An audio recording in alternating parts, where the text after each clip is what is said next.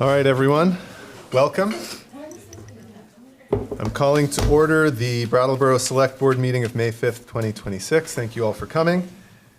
The board entered into executive session at 5:30 p.m. John, at the time I asked you, was the meeting properly warned? Yes. Thank you. Board, are there any adjustments to tonight's agenda?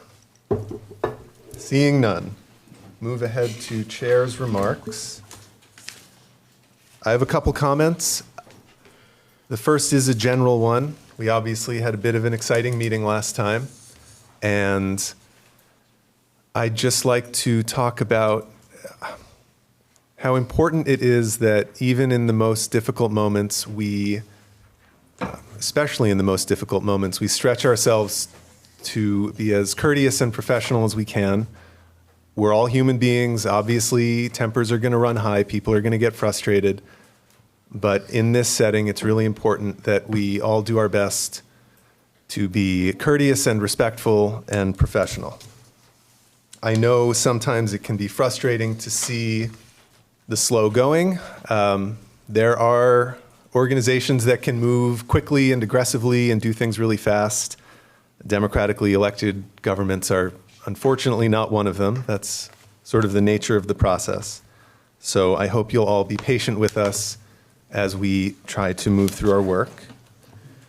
And I think it's also important to mention that everything you see on one of our agendas is important to somebody and matters to them.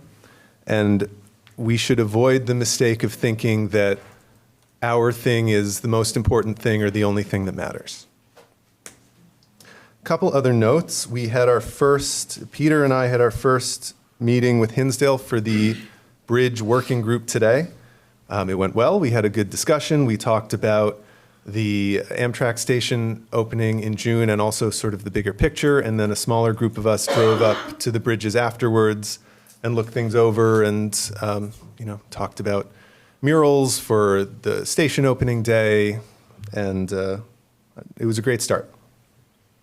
Also on Saturday, I was at the opening of the new Fred Harris pickleball courts at the park, which was great.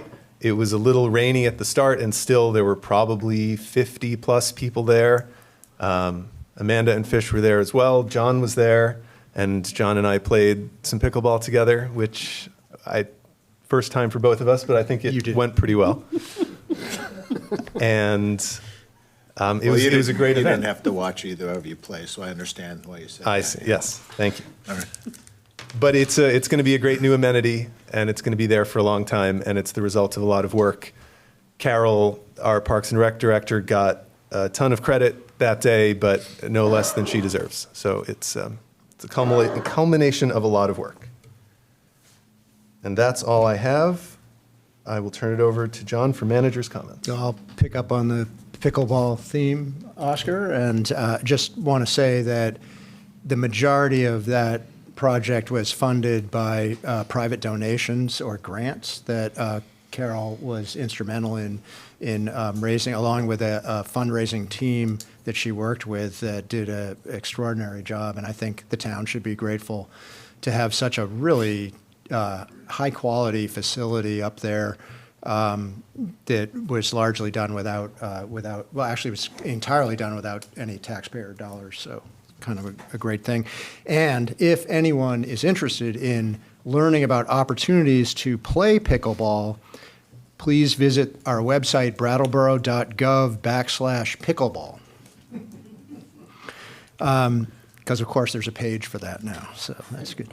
The town will be holding the second annual committee fair on Wednesday, May 13th, next Wednesday, from 5:30 to 6:30 in the main reading room of the Brooks Memorial Library. Representatives from many of the town committees or boards will be there on hand to discuss what they do and talk with interested applicants about what it's like to serve on their board or the committee. Please come out and check out the work of the town's amazing committees. If you have any questions, reach out to Jessica Stickler at the town manager's office.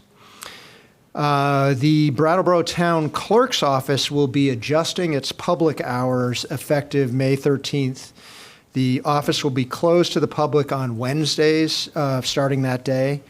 And this change is necessary due to the significant volume of work handled by the town clerk's office. Closing one day a week will provide staff with uninterrupted time to focus on day-to-day administrative tasks, vital records processing, record maintenance, and larger ongoing projects that they have not been able to get to. Dog licenses are still available in the town clerk's office. The warrant and list of unlicensed dogs will be submitted to the select board at the June 2nd meeting. After that, the animal control officer will be actively looking for unlicensed dogs and begin issuing tickets. So get your license renewal in. There will be a local concerns meeting for the Fairground Road Sidewalk project on May 21st at 6 p.m., both on Zoom and in person at the Wyndham Regional Career Center Cusick Conference Room at 80 Atwood Street.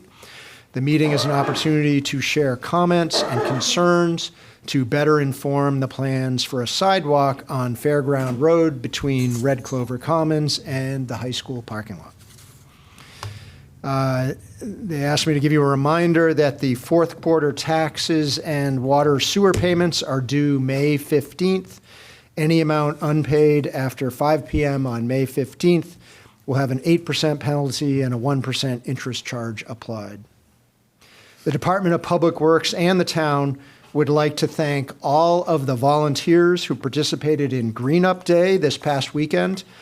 Your efforts play an important role in keeping Brattleboro and the whole state clean, safe, vibrant, and nice for residents and visitors alike. Following the event, DPW staff collected just over 2,000 pounds of trash on Monday morning as a direct result of the volunteers' work, so good job. This level of community participation makes a meaningful difference and reflects the strong sense of stewardship we see across Brattleboro. Thanks to everyone who took the time to contribute to that effort. The fire department would like to appreciate everyone's continued cooperation with the burn ban because the fire danger remains very high. Soils are drying out quickly. If anyone felt the winds this afternoon, that's a high risk situation. And so we really appreciate everyone continuing to observe that burn ban. The Department of Public Works would like to inform the public that a State of Vermont project will begin paving work on Route 9 starting May 11th and is expected to continue for several weeks. This work will take place during overnight hours between the hours of 6:30 p.m. and 6:30 a.m. During this period, no overnight parking will be allowed on Route 9 between Exit 2 and Edward Heights, and that is to allow crews to safely complete their work. All residents and the traveling public should expect delays, traffic impacts, and increased nighttime noise in the area while the project is underway. But when it's done, it'll be a nice new highway out there. Finally, the top floor of the library will be closed on Wednesday, May 6th, tomorrow, and also on Thursday, May 7th, due to construction. The children and teen areas, the restrooms, and community room upstairs will be closed these days. A small browsing collection of books for children and teens will be on the ground level, which will still be open. And to learn more about the renovations and all the construction that you're seeing out front here, please visit brattleboro.gov/projects and look for the library project. And that's all I had. Thank you, John. Welcome. Select board comments. Isaac, any comments? No. Amanda? I'd like to take a couple moments at the beginning of the meeting to offer my apologies for what was a hectic meeting. Not that it was all me, but it was the group of us. But Oscar and I are on the agenda setting committee, and we made an agenda that was very large and perhaps too large for the time allotted. And so I just want to take the time to apologize to the public. We want our town government to sit in the sunshine for you all. And I've got to say, we kind of did a shady job at that. So onward, and thank you for your consideration. And anyway, on. Thank you, Amanda. Peter? Sure, just, it has to do with continuing what Oscar was saying about the bridges. We did have a really good, robust conversation, which ended up to a little field trip out there and some nice plans moving forward for our train station opening on the 24th, which I'm excited about, and kind of cleaning up that area so it's a little bit more inviting of something to look at when you get off the train. So, yeah, I think it was just a good conversation, and I think we're stepping in the right direction. Thank you. Nell? So for my part, Oscar and Amanda have touched on this, but our last meeting did go off the rails. And I know that I offended people. I swore in response to the adjournment of the meeting, which was inappropriate. It's not an appropriate way to hold myself or to express my frustration, and I do know that I offended members of the public, and I am sorry for that. And I hope that going forward, I will show you all the level of commitment that I have to the thoughtfulness and the civility that this office respects, that this office demands, and which I didn't show through doing that at the last meeting. So thank you all. Thanks, Nell. Okay, we're going to move to open public comment. This is an opportunity for members of the public in person or on Zoom to make a comment about something that is not on the agenda. If you do start to talk about a subject that we're going to talk about later, I will politely ask you to hold your comments until then. This is also an opportunity if you have questions about an item on the consent agenda or like to request that something be removed. For people participating on Zoom, if you'd like to speak, I should have said this last time, but there is a raise hand reaction or emote at the bottom of the screen. If you raise your hand, Seth will notice you and he will flag me down and we will call on you. So just raise your hand and leave it up until you're called. And for everyone who speaks, whether in person or in person, please come to the mic, but anywhere, please state your full name so we can include it in the minutes. With that said, is there anyone with public comment at this time? Yes, Lisa Marie.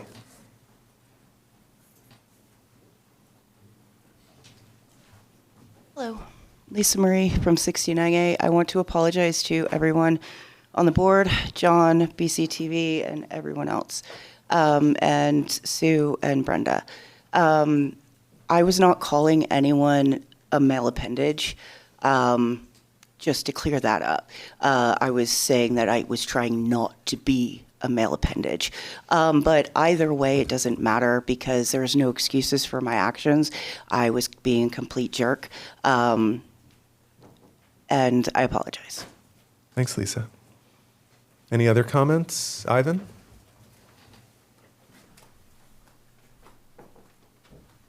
Ivan Hennessy. I'm going to start by saying I'm going to bump right up against some agenda things, and I'm not going to touch them because I want to say that the board demonstrated the discretion and flexibility that's available to you regarding your rules.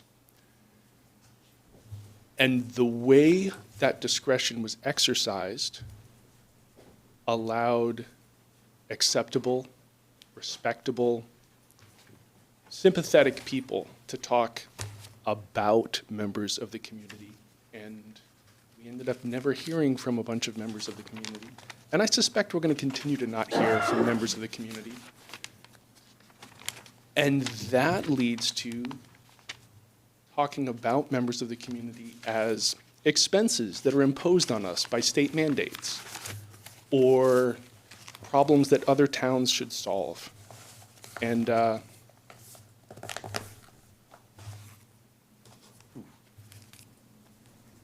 that makes me pretty angry. So the power that you hold is, I think, maybe more than you realize in terms of excluding swaths of the population from the decision-making process. Thank you. Kate?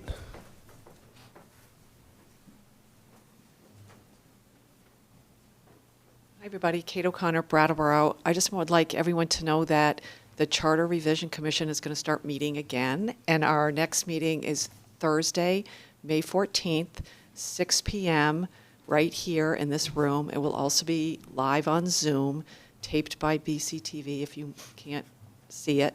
The agenda will be posted shortly on the Charter Revision Commission website, which is located at brattleboro.gov. So thank you. Thank you, Kate. Anyone else or on Zoom with a comment? Okay, seeing none, we're going to move ahead to the consent agenda. John? Yep, give you a quick summary. There's 10 items on the consent agenda tonight. If you approve this agenda, you'll be approving a slate of 52 liquor and tobacco license renewals.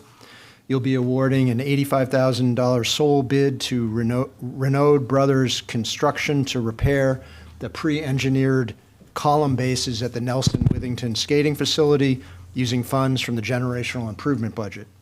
You'll be awarding a $34,107 low bid to Southern Vermont Home for the replacement of the Kiwanis shelter roof at Living Memorial Park as part of the FY26 capital improvement plan. You'll be approving the FY27 VTrans financial plan consistent with the adopted FY27 town budget. You'll be authorizing the replacement purchase and upfitting of a 2027 Western Star dump truck from multiple vendors for a total cost of $275,162, consistent with the FY27 capital improvement plan. You'll be authorizing the replacement purchase of a John Deere 544 P-tier wheel loader from United Construction and Forestry of Springfield, Vermont, for a net cost of $197,000, consistent with the FY27 capital improvement plan. You'll be approving the naming of a new private road for E911 purposes off of South Street, and it will be known as Swan Pond Lane. You'll be authorizing the Planning Department to apply for a Vermont Emergency Management Grant of up to $60,000 with the 25% match to be covered by the Whetstone Village HOA, and this is for a scoping study to stabilize a slope failure at Whetstone Village. You'll be approving a development and subgrant agreement with Winston Prouty Center for Children and Family Development to collaborate on water infrastructure improvements to support the Village at Winston Prouty housing development. And lastly, you'll be sending a letter to VTrans asking for bicycle safety signage on state highways in Brattleboro, consistent with a request from BCAT, the Brattleboro Coalition for Active Transportation. Great. Thank you, John. You're welcome. Someone on the board care to make a motion? I'll motion to accept the consent agenda as presented. Okay, Peter has made a motion to accept the consent agenda as presented. Boy. All in favor, please raise your hand and say aye. Aye. Aye. 5-0. Thank you. Okay, moving ahead to unfinished business, item A, Vermont's General Assistance Motel Program.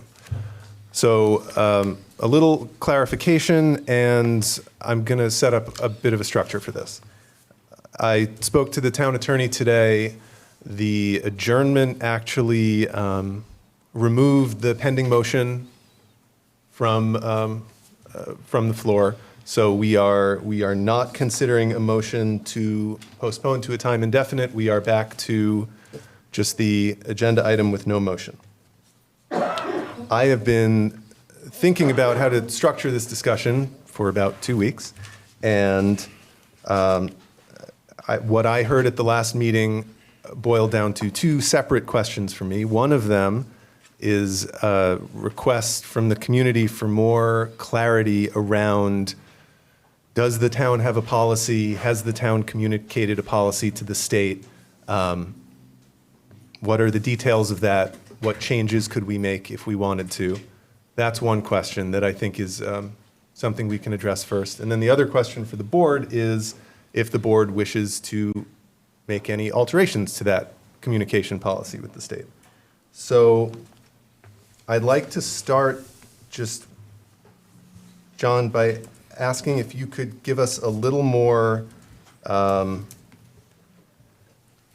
context and help us connect the dots between, let's say, a year ago when there were 200 rooms in the program.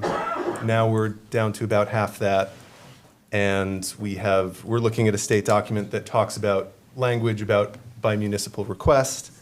I know there's a lot of nuance there, and there's also information about sort of state-requested occupancy limits at some of these properties, the Travelodge and Econo Lodge.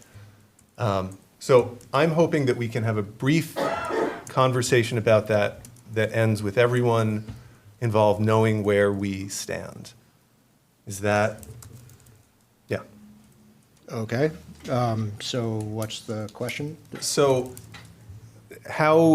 what kind of communications did we have in terms of, we've talked about caps, and that's a word that the town hasn't used. We've talked about if the state has made requests or offers or suggested that they're going to limit occupancy at a property that the town may have agreed was a good idea. I'm trying to help people understand how we got from the state not really taking municipal input a year or two ago to now, where it seems like they are willing to accept some direction. I wouldn't. Chairman, point of order. Yes, I'll hear it. I may be able to shed some information on You- that question. Yeah, Come to the microphone. I don't think that's a point of order. But we will have an opportunity for public comment on this. I mean, I can go through the whole history of it if that's helpful for the board. Really, all I'm trying to understand is how we were able to lower the numbers and what has led the state to think that participation has been capped. And I think not being able to understand that, for me, has made it very hard for me to talk to people about it and have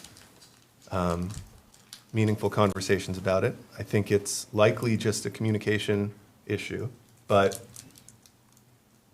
if the state has, if we haven't requested caps, how do we get to where we are today? Okay, so, so back in 2024, there was a lot of conversation at select board meetings about the fact that things seemed chaotic downtown. There was a lot of criminal activities and a lot of just concern about what the town was feeling like to people. And there were probably 3 or 4 meetings when there were over 120 people in this room complaining about the lack of emergency response to concerns that people had. Well, we realized at that point that we needed to invest more in public safety downtown, and that was a decision that the select board made. What we also realized was that was a lot of the reason for that was because our resources were getting drawn so highly to the motels in the GA program. And so, you know, the call volume out to those motels was very high at the time. So we tried different things. We tried to get resources from the state to help offset that cost to the town budget. We tried to do that community conduct ordinance that would give us some leverage over the motel owners. Those things didn't work. So where we were in early 2025 and where the sense of the board was that we should be working with the state to see if there's anything that they could do to help reduce the cost on the town. So So I had some conversations. I called up the director of the Motel program and spoke with them and said, "Hey, this is really costing the town like $550,000 a year just responding to those motels that are in your program. And when I look at the motels that are not in the program, it's an order of magnitude less expensive. Like the 6 motels in the program were costing us $550,000 a year, and the 5 that did not take vouchers were costing us $55,000 a year. So huge difference in the demand and the strain on town resources. So that's where I went to the state and I said, help, this is a lot. And, oh, by the way, we're seeing that Brattleboro is holding like 19% of the vouchers statewide. Why is that? That just doesn't seem fair. So that was all that we did was pose that question in early 2025. And I think the state looked at that and they said, oh, yeah, maybe things are a little out of whack. I don't know. But after that, starting later in 2025, they started to limit the number of people that were going into into the motels here in Brattleboro. But it was the town never said, hey, we only want 80 rooms to be occupied. That was nothing that we ever did. All we ever talked about was, hey, look, this is costing us a lot of money, a lot of resources, and can you get us some resources? Can you get us some more local option tax or something to help us out with that? Or is there anything else that you can do? And I think the state took that as, well, yeah, if we weren't putting so many people from other places into Brattleboro, then the call volume would probably go down. And so that's actually what happened was when they went from, and I have some statistics here for you if it's helpful, but so during 2024 and the first part of 2025, Brattleboro motel owners were receiving between 12% and 19% of all the vouchers in the state motel program. Since mid-2025, when we had those conversations, through today, Brattleboro has been hosting between 7 and 9% of all the vouchers in the state motel program. So a lot closer to, kind of proportionally representative of a small community like Brattleboro. And, when we looked at participation in the motel program, we were looking at numbers like 54% of the people taking the vouchers. We were estimating 54% were from other towns in the state, 26% from other states like Massachusetts, New Hampshire, Maine, Connecticut, with only 15 to 20% of people being from Brattleboro, really demonstrating the incoming nature of the motel program. So with the state's decision to pull back from Brattleboro in mid-2025, we saw that EMS and police call volumes to the participating motels, just to those motels, went down by 11%. So in 2025, there were 1,175 total calls to those motels, and it's down to 1,051 last year. And so that saved the town on the order of $75,000 to $100,000 in annual response expenses. For every additional motel program participant in the state program that gets placed in Brattleboro, we're seeing an average of 7 to 9 public safety response calls per year. That's what the town budget was facing. And that generates an estimated cost to the town of $4,000 a year per participant. So any additional folks coming through the voucher program to Brattleboro, that's what it's costing us in the value of those services that are going to the motels as opposed to supporting everybody else in the town. So certainly, if the board would like to encourage the state to max out the capacity in the participating motels. There's a lot of room there. Right now, we're around 117 rooms. There's a max capacity in those motels of about 377 rooms. And so we could expect a cost impact on the town budget of as much as $1 million increase in demand for town services if we were to try to max it out. So that is an option for the town, but it will have a significant impact on our ability to deliver services elsewhere throughout Brattleboro. Thanks, John. You're welcome. Just to pull on one thread, I see Chuck standing up, but it may be a question for him, but we did see some state-level fire code occupancy restrictions. Yep.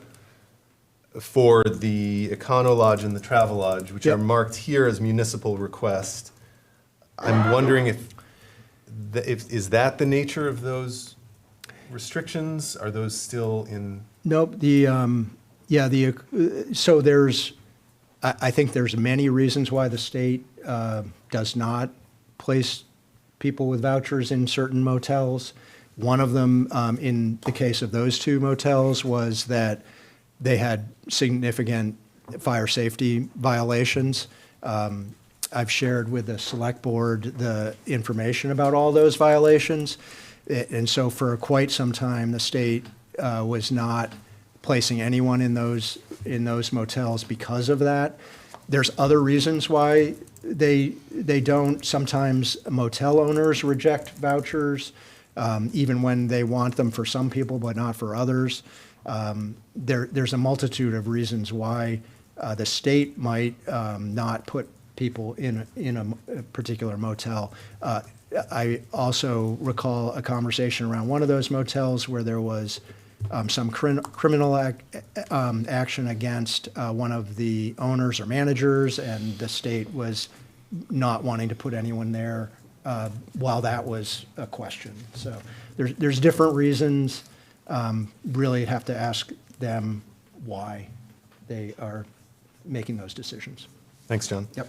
That was very, very helpful.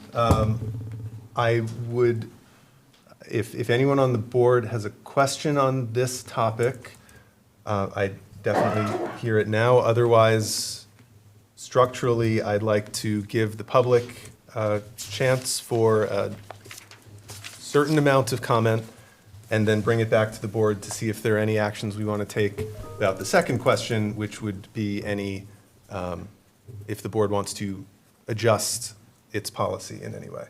I think, given the way our last meeting went, I think we should reverse engineer this one and let public speak first, and then bring it back to us. Sure. Anyone else, any questions on this topic while we're here? No. I do have a couple questions, but I see Nell had hand up. I just had a quick question. In the materials that we were provided by John that came from the State Division of Fire Safety, it was citing health code, like health and fire violations at Econo Lodge and Travel Lodge initially on, I think, November 11th, and then a failure to comply by December 5th, which resulted in something like 0 occupancy granted in the Econo Lodge and I think 13 granted in the Travel Lodge. I am curious if we know of any updates from that since then. It's been. I don't know this for sure, but I believe when the Colonial Motel lost its water, electricity,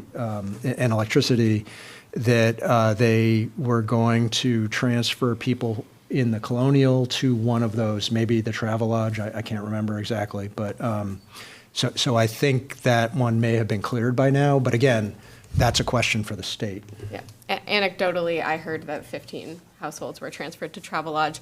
I am curious if we as a town or a board are allowed to see the continued, I guess, inspections from the Division of Fire Safety on those two properties. I would ask Chuck about that. Yeah, Chuck, could you help us out? So both of those properties that you speak of did receive inspections, as you noted. There was also continued follow-up inspections throughout the winter months as rooms were granted occupancy. So, of course, they're a public document, and I can share that with the board if you'd like. I personally would be interested. I'd be curious to see if there's any active restrictions on rooms and what the numbers would be. What I can say is there was active restrictions on rooms in both of those properties throughout the winter months, in part to one of those hotels having lack of permitting, largely the annex section of the Econo Lodge. And then further, the Econo Lodge received water damage in the winter months from a frozen pipe that restricted another large block of units that they had. The Travel Lodge was going under a large amount of renovations, and those renovations through other problems were delayed significantly, and that was a restriction in their rooms and being able to grant occupancy to those. But I'll provide those follow-up reports to John. He can disperse those. That's great. Thank you so much. Thanks, that would be great. Isaac, you had a couple questions, and then we'll go to the public. Yeah, John, thanks for the background. I interviewed Miranda Gray for a radio program for the state about this motel voucher program a year or two ago. And my recollection is that she had said that well over 90% of the people in the motel voucher program were last housed in Vermont, or had been in Vermont for a long time. And I've heard similar statistics from organizations in Vermont, though I've heard conflicting things from people who have worked with folks in the motel voucher program. And I'm curious where the estimate you got around the 54% of people taking the vouchers were from other communities, where, and where those other communities might that have been Putney or other folks in the region, or can you give us a little bit more information about those numbers and how you got those estimates? Sure. Yeah, and really it started with the folks on the ground, Isaac. So our EMTs and our police officers, they typically have a lot of conversations with people at the motels because they're going there so often. And they talk with people, and they, just chit chat and, ask people, hey, where are you from? And what, and so, I've had police officers say, boy, every single person I spoke to at the Quality Inn is from Chittenden County or White River Junction or state of New Hampshire. They're over from Keene. That's the type of conversation that our staff are observing all the time on a daily basis when they go to those rooms. So it was always surprising me, those statistics that the state and others have been talking about. So the police went and tried to look at some data on that. And so they went and they took all of the calls from those specific properties, and they traced back the people that the calls were for, and they found that most of them were from other Vermont towns, with a large percentage from other states. Now, they may have been here in Putney or someplace else close by for a month or 2 months or something like that, and then they're called from Brattleboro or something like that. That's sort of what we think the data that you're referring to are based on, that transient movement of people, and then once they declare that they're from some new place, then they're from that new place, Brattleboro. So that's kind of what we think is the dynamic going on and the difference between those numbers. But what the police did was they went back and they looked at, where was a license issued, or where was a prior criminal history from, what town was that from, and they found that a lot of those were in Chittenden County and other places where we've seen a reduction in homelessness. Here we've seen an increase in homelessness. Thanks for that. I just one different clarification is that data is based on who the police or EMS is specifically responding to, or there's connection to, which might be different than it may be. It may not be reflective of everybody who's in the motels. I agree with that. Yes. And then the other question is just in terms of the estimate of $1 million increase in the budget, if the town were to return to having more, if there were to be more usage of the motel voucher program here, I didn't see the $1 million decrease in our budget from when we reduced usage when there was reduced usage. If it looks like there was significant reduction. And I'm looking at the numbers of calls from like December 2024 versus March 2026, and it's virtually the same in terms of the number of calls to the police.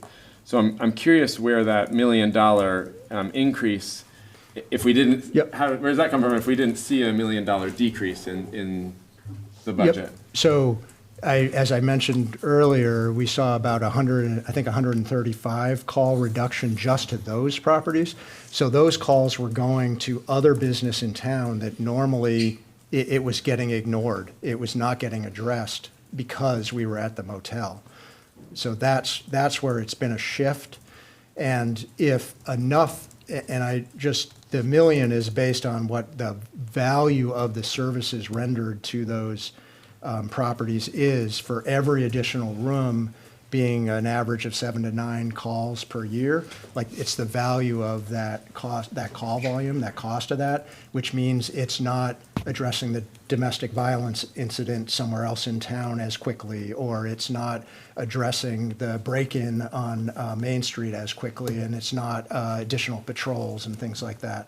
So it's opportunity cost. It's taken away from the rest of the community to address the demand at the motels, which we have to respond to. Okay, so it's not necessarily, you're not saying that it would be in addition to the overall budget, but about where those resources are going. Yeah, I think it would ultimately be in addition to the budget, because you would, like we had in the summer of 2024, you were going to start to have people showing up here to your meeting saying, we need more police, we need more ability to respond, we need another ambulance, that kind of thing, because we're not getting to the calls in the rest of the town. We're instead addressing 377 occupied rooms in the motel program, something like that. That's going to be a lot more demand on our staff. And so it's going to show up elsewhere in town, and you'll be asked to address that. And that'll be an increase in police and fire budgets. I would just like to make the observation that all of these numbers are pretty soft. They come from interviews, and they come from intake data, and they can be sliced in a lot of different ways. I don't think we're necessarily going to resolve that tonight and get to the bottom of all that ambiguity tonight. The question of where somebody is from when they've been here for 3 years but then had a different address before that, these are not questions with a right or wrong answer. So I'm going to suggest that we don't go too much further down the rabbit hole on that one for now. And Chair, I realize that you want to get on with the meeting because time is moving, ticking, and it's time for public comment. But Please. I will weigh in just one thing. Please do. And that was that I got the opportunity to sit in the Capital for a Day meeting with members of the cabinet. John was there, Liz was there, and Chris Winters, the former head of DCF, actually admitted that there were the program did, in fact, offer housing to many people that weren't from the state of Vermont. He is no longer the head of DCF, but that came from Montpelier. So as much as you had questioned John on our own police department, who I believe 100% having anecdotal or tracking, that came from the top. So it is something that hopefully some investigative journalist actually really truly looks into. All right, so I'd like to move to the public. We're going to start with 20 minutes of public comment. That will put us only 15 minutes behind schedule, actually, with more to go on this agenda item. So we're going to start there. Yes, Lisa Marie.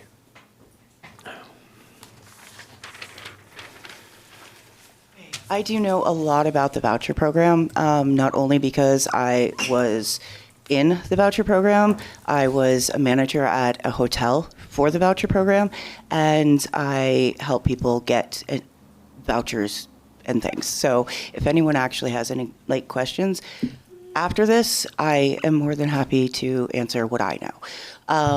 I am one of the ones who is considered out of state. Even though I was born in Brattleboro, I was raised in a town right next to Brattleboro. And I am considered an out-of-stater because I have not been able to fix my ID yet. There is a lot of people who were born somewhere else and who have come in to Brattleboro because of family, jobs, children, legal issues, doctors, dentists. Like, there's so many different reasons running from a domestic and saying, okay, well, let's just pick a random town. Perfect, you know? But a lot of people do have some sort of connection to Brattleboro, whether it's, you know, they vacationed here when they were a kid and they want to find anything that is close to happiness that they have had in their life. Just in case anyone's wondering. Also, where did the people go when they left the hotels? Some did go up north, yes, and around the state, because ESD likes to move people out of their comfort zone. They get moved from their schools, they get moved from their families, their jobs, their doctors. They get moved all around the state, and they will take whatever room is available, because if you do not take a room, you do not get a room.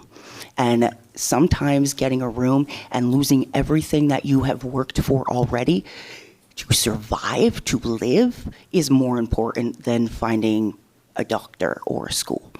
And also, you know, the people who didn't get a room, who couldn't get a room because there is not enough rooms, are on the streets.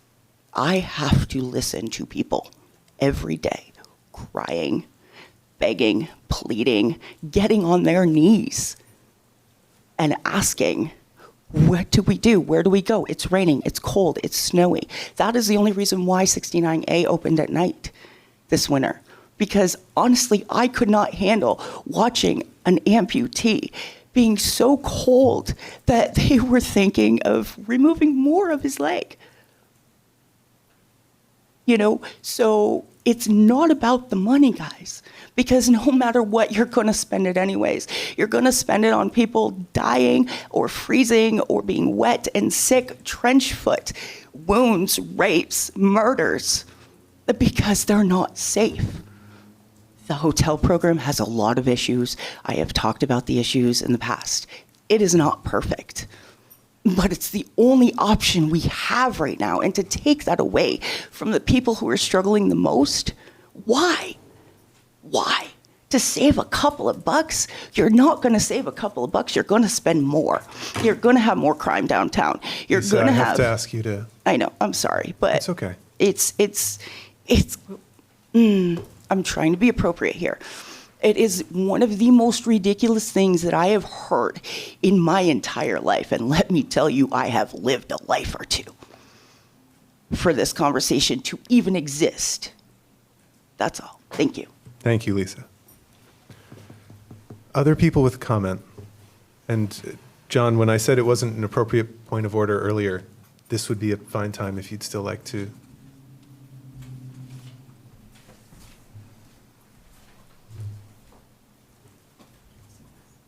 John Kennedy, Brattleboro. I'd like to take some responsibility for the question and the issue of where the idea of caps came from.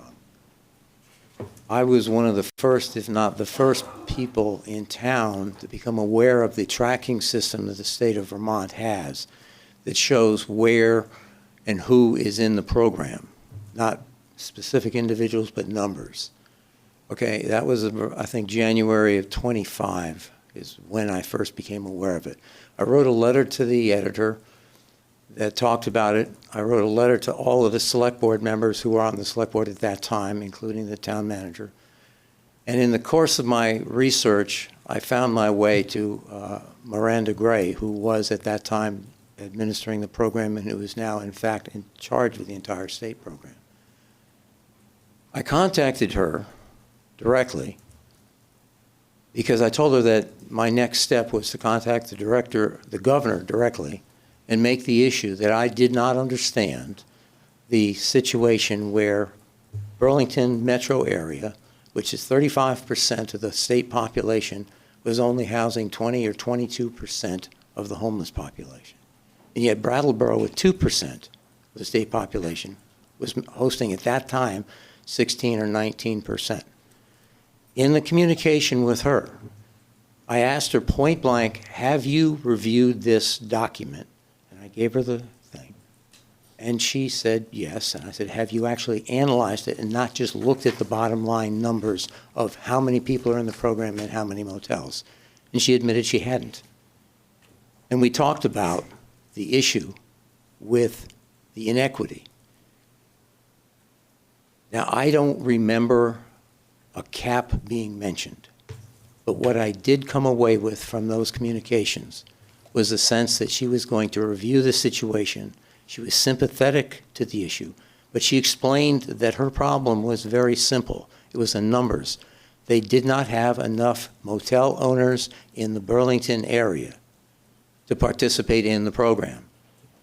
So they had a mandate from the state legislature to fill these rooms.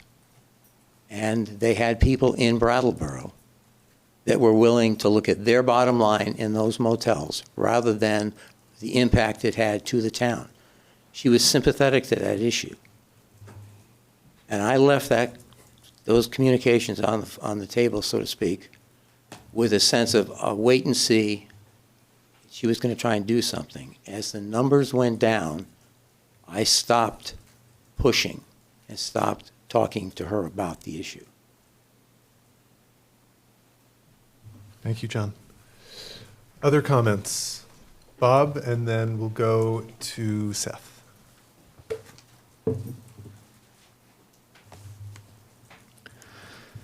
So Bob Ozer, Brattleboro.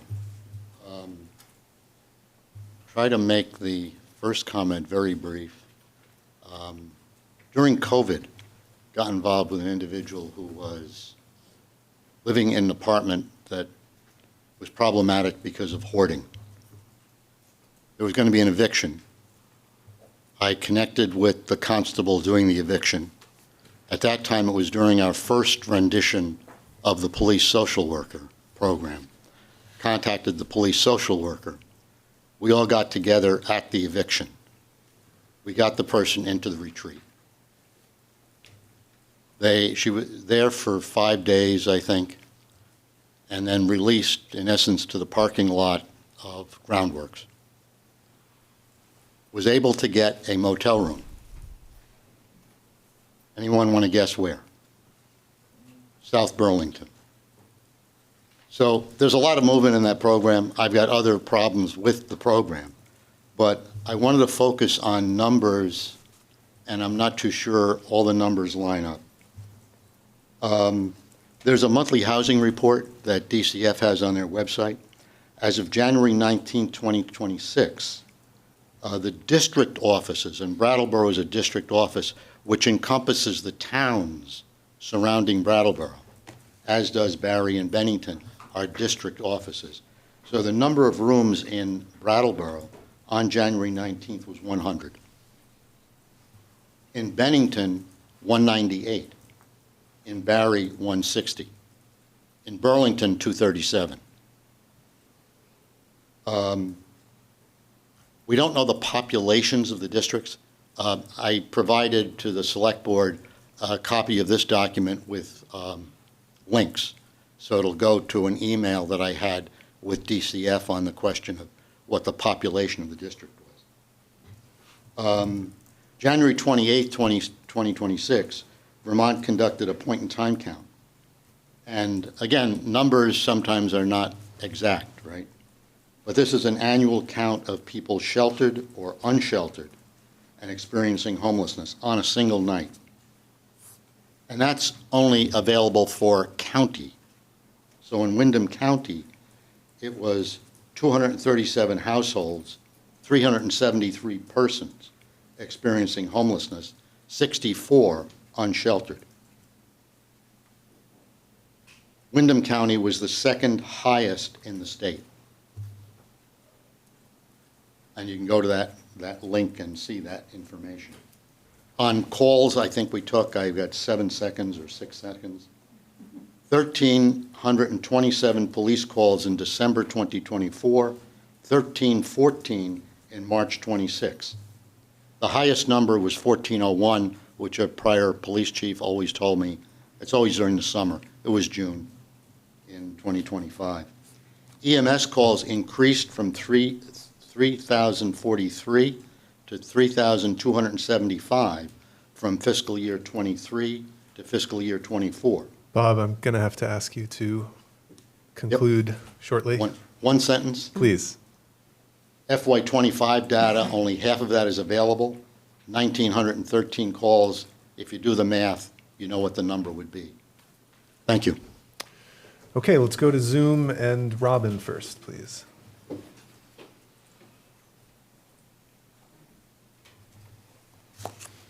Hi, thanks for having this conversation, everyone.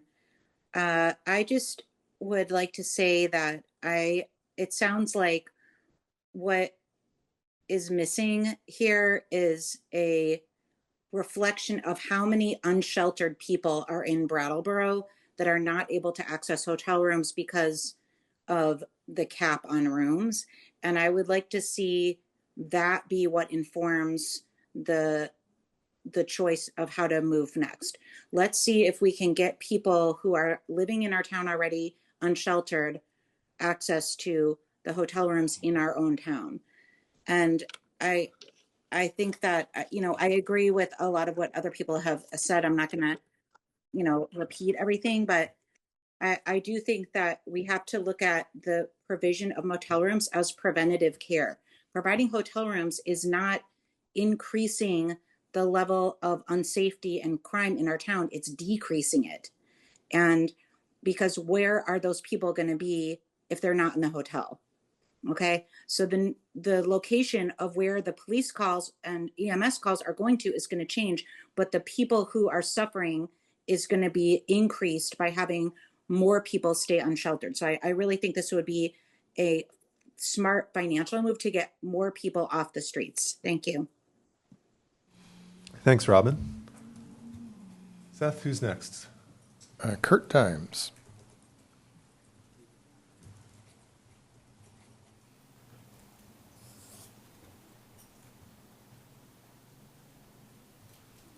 Hello, Kurt. Are you there? Can you hear me now? Yes. Hello, can you hear me now? We can. Can you hear us? I can. Please go ahead. This is Kurt Dimes with Brattleboro Common Sense. We operated the emergency homeless shelter for homeless people in RVs and on our land in Brattleboro for a couple of years until April 25. And people should know that there's other things that homeless people need if there's no room for them in the shelter or in a hotel. A lot of them just need and would benefit greatly from just having a patch of dry ground or a porch or a car to sleep in. This would benefit a lot of them. Two that I know that stayed here arguably died because they were sleeping in their tents for months at a time on wet ground, and they developed infections that could not be cured and died. So if it's a matter of money, the public can help out by just helping one person. This is what we discovered and experimented with at our shelter. Just have a spot for them on dry ground or on your porch or in your garage. It is still, and it's going to be an emergency again. And people should not, the select board should not allow people to be deterred from individual efforts to help. As they are very likely deterred by that to help individually on their own land because of the very this ill-advised lawsuits against our effort in that direction. Thank you. Thank you, Kurt. Okay, Seth, let's hear from Andy, Elizabeth, and then we'll bring it back to the board.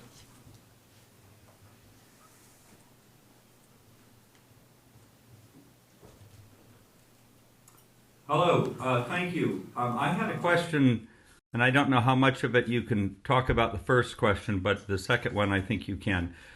I'm curious about the Colonial. The sudden closing of the Colonial with no warning clearly affected people that were in the motel program who were immediately relocated. There was a letter in the paper about, people that were providing mutual support to one another in that program were pulled apart and sent in different directions. But the Colonial also, the sudden unannounced closing affected people in the Afghan community who had just started a restaurant there, people involved in the spa some of them had just purchased annual memberships who have now not been able to find any way to get that money back. That's been a really difficult thing. And my question is, was the motel program by the state, was that a factor in what happened at the Colonial? I only know some anecdotal stuff about some of the stresses on the program. For a while, there was a sign there on the pool saying, "No admittance to anyone who is intoxicated," which I've never seen on a motel pool before. I know that there were stresses on the upkeep of the rooms, and I'm just wondering if that was a factor at all. And the second question, and then I'll just be quiet and listen, is does the state provide any support to the motel owners or any interface with the folks? We've had a lot of talk about emergency calls. That's very reactive. I mean, it's totally necessary when the phone rings at the police. But often people that are in a homeless situation do need supports for how to treat a motel room, how to work that way, how to does the state provide any funds at all to the motel owners? Because I'm just curious if some of the stresses of the program led to the closing of the Colonial, which has had a big economic impact on a lot of people in Brattleboro that were using those services that were not in the motel voucher program. Thank you for listening. I appreciate it. Official knowledge regarding the Colonial, John, is there any? I'm not sure I could answer those questions. Yep. As far as support from the state, I'm not aware of any other than, of course, the payments they get for the rooms, which I don't think it's that controversial to say some of that should be used for the upkeep and maintenance of the hotel. Our staff were aware in some of the motels that there were services provided from social service organizations in town, but I don't know the extent of it. Nell, do you have an answer to this question? Well, just to what John had just said, I had heard from speaking with board members at Groundworks that there was funding that allowed for caseworkers to be doing outreach to the motels, but it was lost speculatively, I want to say last October, but I would have to check my memory on that. There certainly isn't any outreach funding anymore to get the coordinated entry organizations specifically to the motels. Thank you. And my understanding too is there's nothing directly coming from the state. There's no designated agency that's actually supporting individuals. Okay, so we'll go to Elizabeth. Marta, yes, I will grant you the final comment.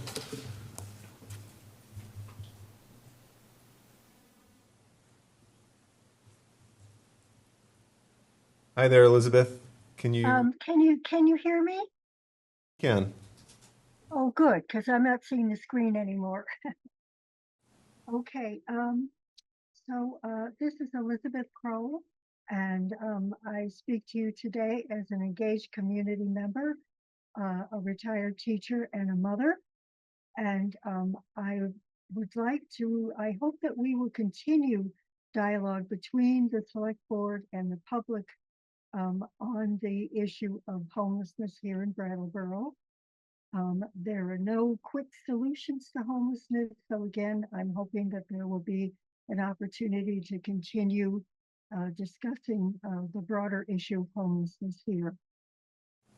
So Vermont and Brattleboro residents are known for being good neighbors, and good neighbors step up and support each other in times of emergency or need. Any of us can need help at times, such as during a flood, fire, family illness, injury, loss of home or income. I have a wonderful example of a friend of mine who befriended a homeless young person who lost housing after a fire, and learned that this young person had some great talents, a wonderful cook, did delivery work and yard work, and had much to contribute. Brattleboro neighbors include both housed and unhoused town residents. And we are all part of the Brattleboro community, whether we're long-term local Brattleboro residents or new neighbors from elsewhere in Vermont or in a neighboring region. I myself resettled here from Maine due to my former husband's job offer. So we are all connected and part of the community. If we're new, we make connections and do the best we can to improve our situation. What happens to vulnerable individuals and groups affects the whole community's sense of well-being and the appearance of stability. We share basic survival needs such as food, water, shelter, safety, healthcare, and community connection. We value our sense of home. Few of us would want ourselves or our families to become homeless, or even worse, to be without even temporary indoor shelter. Therefore, the whole Brattleboro community should not be comfortable with the health and mental health risks resulting from lack of indoor shelter for our currently homeless residents, least of all for children, the elderly, and people with serious medical conditions. And I will just mention that with local shelters full, and the Brattleboro should utilize all available state-funded local shelter options, including general assistance, motel voucher rooms to help cover as many currently unsheltered residents as possible. And I believe I'm not alone in feeling that it's time to stop declining and capping local motel voucher rooms. Declining those rooms is not going to solve homelessness problems. The problems of homeless people won't go away just because they're not in those rooms. And declining the voucher rooms does not save money in the end because there's a human vulnerability cost with problems getting worse when people are on the street, in camps, or living in cars. Elizabeth, can you hear me? Yes, I can. Can't see the screen. You're actually, your 3 minutes are a little bit over, so if you could conclude. Yes, that's my main thing. As a teacher, I'm patient and persistent, so I can, say more at another time. But I feel that we need to work as a whole community, and whether that's as professionals in the field of housing, or whether that's nonprofits who are helping to do whatever they can, and volunteers, individuals and groups. And I just want to appreciate everyone who's pitching in. We all need to work on this together. We're all connected in this town. Every resident in this town is connected to the whole town. Thank you. Thanks, Elizabeth. And then, yes, Marta, you will have the final word. I actually wanted to say thank you for this conversation tonight, because what John talked about, I think illuminated a lot about where did this come from, how was did the conversation happen, what were the reasonings behind it. And so now that we kind of know that this wasn't any kind of formal request or, edict from the town to the state or anything like that, it was more soft conversations and influence with reasoned arguments. I would say that we all know that the state program is deficient in many ways. It's a stopgap, designed probably in a way that does not benefit Brattleboro necessarily or homeless people necessarily, because I think the biggest concern that I have, and a lot of my neighbors have, is people living in the woods in our community, or the people who are currently housed in our community who are at risk of homelessness. And here I'm thinking of two of my senior friends who are unable to work and on fixed incomes and can't afford any rents in the Brattleboro area, but have lived here a lot of their lives and don't have ties to anywhere else. What will they do when they become homeless? One of them had to call Groundworks and say, my landlord is evicting me and I can't find any apartment I can afford and I don't qualify for any programs. What do I do? And they just said, sell all your things and prepare to be homeless. And this is to someone in their late 70s with health issues. That's just not acceptable. And it's not acceptable for me that I know that an amputee is living in the woods during winter and thunderstorms. And it's not okay for me that I know of in the last 2.5 months or so, 3 different babies and toddlers living in the woods. It's not okay for me to get an email from a group I'm a part of saying, does anyone have a backyard where a family of 4 with young children can pitch a tent? Because we don't have anywhere they can go, and the children are in school in this community. So when we talk about, maybe our soft power from Brattleboro can be maybe finding a group from Brattleboro to get more involved in the soft power that you guys talked about, to say, before we take anybody else, we want to house people who are already here in our community with connections to our community who don't have anywhere else to go. Again, thinking of our friends in mind who are about to become homeless or likely to become homeless the next year or two, we don't want them to have to go to Burlington because they belong here. Their doctors are here, their neighbors are here, the person who can walk their dog when they're sick is here. And so maybe we can use that soft power that resulted in this kind of lowering of a cap to also say, like, maybe there's other changes we as a town want to put that pressure on in Brattleboro or lobby the state on behalf of Brattleboro for that is first taking care of our own. Thank you, Marta. Thank you, everyone. Are you raising your hand to speak? Your daughter? No. Okay. Okay. Okay. I'm going to bring it back to the board. So, having heard from the public, having gotten some clarification, there is a question or an open moment now for if the board wishes to propose any change to the program at this time, or if somebody had a final comment to make on the issue, that would also be welcome. I mean, I could make a motion, and that motion would be just to kind of accept how we've been doing it and keep doing it that way. Okay, I think that's acceptable as a motion. Okay. I mean, I guess more of a formally, like, I would, so we're not really working with a formal policy here. We're not. So do we actually? We don't need to take any action today. All right. So, then I'll motion to take no action. I can't accept that motion. I'd like to make a brief comment, because I didn't last time. I think that it's obvious to me that if someone's already in Brattleboro and they're in the woods, they would be better off. Everyone would be better off, especially that person, but all of us if that person could get a voucher. They will have a better time health-wise. They will be safer. They will, they'll be able to take a shower and go to a job interview. So I'm confident of that. And if we could take a vote or establish a policy that says every person in Brattleboro gets a voucher, I would do that. I think whatever your positions on the Motel program or public safety or anything else, it's better for those people to have a room. The place where I get hung up is that that's not exactly the option we have. The way, right now, the state program is under funded in terms of hotel rooms. They are at capacity.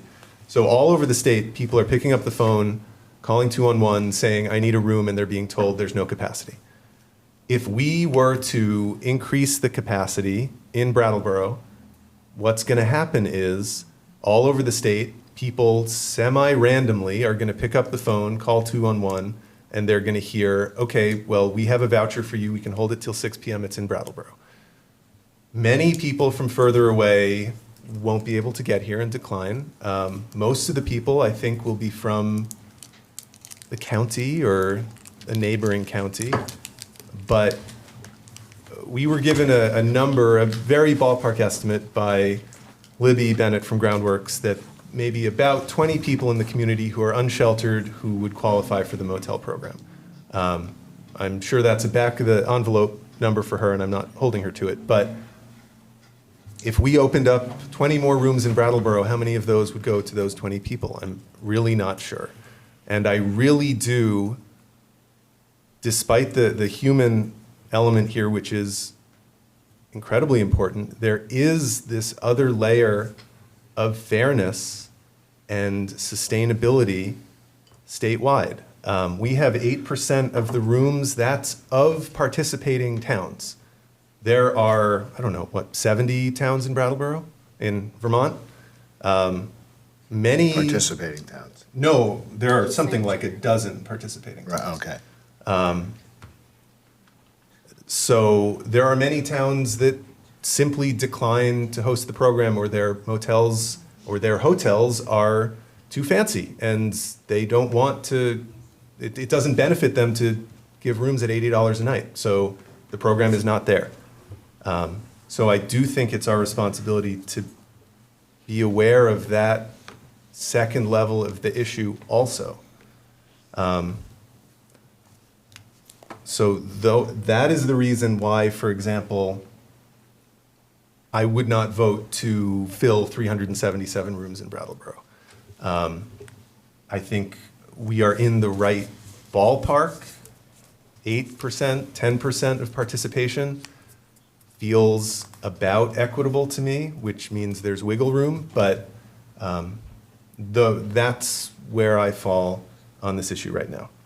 So if there are other board members with comments or motions, I will pass to them. Nell? In my preparation for the last meeting we spoke about this on, I went to a great amount of effort to some extent follow the logic that Oscar has iterated here. Essentially, if the state was maxed out on its room caps, which it was not, what the will was in existing motels here, and what the eligible need of people who are actively unsheltered in Brattleboro was. I also met with Sue Graff to be able to better understand the intake program, and what she was able to tell me was that in terms of when you call in to try to get a room, it's are you eligible? Where are you? Where do you want to be? And where can you get to? Insofar as Oscar talking about who could get more rooms, absolutely trying to expand the program in accordance with an assessed and existing need in Brattleboro does not guarantee those people will get the rooms. We need additional support on the ground to help those people be making the calls and getting into the rooms. I reached out to Libby Bennett, and that was where I got the number of 20 people who were actively unsheltered and eligible in Brattleboro. That number came from the caseworkers, and it only accounts for people in Brattleboro, not in surrounding towns. We were told by Sue Graff that there's approximately 36 households who are out of district but nearby, i.e. Bennington or Bellows Falls, who would have preferred to be in Brattleboro should the rooms be available. Why they prefer to be here is speculative, whether they were here before or whether perhaps there are services here that they don't have there. I saw my neighbor, who had been in Brattleboro for 13 years, go to Bennington after becoming homeless because that's where he could get a room. Given the deficits of the program, what I feel a responsible move, and what I feel I, as an individual, can justify would be a motion to direct that town communication with the state share that the will of the town is for the motel vouchers to reflect the assessed number of eligible unsheltered individuals in Brattleboro, the present need being assessed at an additional 20 households to the current approximation of 117 households sheltered in Brattleboro. Thank you. If you wanted to make a motion, that would be appropriate, but I move to make a motion to direct the town, that in town communications with the state, to express that the will of the town is for the motel vouchers to reflect the assessed number of eligible unsheltered individuals in Brattleboro, the present need being assessed at an additional 20 households to the current approximation of 117 households sheltered in motels in Brattleboro. okay, thank you. Nell has made a motion, which I can't repeat at this moment. I'd like to speak to the motion. Yes, we will debate the motion, certainly. So to expand, to communicate with the state, can you read it one more time? I Yeah. apologize. To direct town communications with the state, to communicate that the will of the town is for the motel vouchers to reflect the assessed number of eligible unsheltered individuals in Brattleboro, the present need being assessed as an additional 20 households to the current 117 households that are sheltered within motels in Brattleboro. And I phrased it that way because this is a fluctuating number. This is something that requires input from coordinated entry organizations in town. And it shouldn't be something that's held as static. And I do think that speaking with John in preparation for our last meeting on the 21st, I asked, if he spoke with Miranda Gray at regular intervals, and he said sometimes. So I think that it is important that it be a continued conversation, and with the understanding that we don't necessarily have the authority to direct the state. But what we've heard from John and what we've heard from John Kennedy suggests that there is some heed being given to our will. And I think, as everybody has shared here, we're looking to, regardless of how long they've been here, regardless of where they came from, if somebody's on the streets in Brattleboro now, this is one part of the solution, and we want to assess that need and hope to care for that population before we can expand our capacity for something that is more statewide. Okay. Yeah. Thank you. I may ask to borrow your laptop at the end to read it, but board discussion. Do you need a second for that? No, we don't need a second because we are using Robert's rules for small boards, which does not require a Okay. second. Amanda, did you have a comment? A brief comment, because I'm looking at the clock, and no, I'm not the chair, I'm mindful of that. When I hear words like not necessarily assess need, hope to, which was part of your narrative, Nell, there's a flashpoint here, which is this is not our program. This is a state program. We have no jurisdiction within the formation of or the scope of care in a state program. I agree with Elizabeth, we are a caring community. I see it all the time. I see it in this room.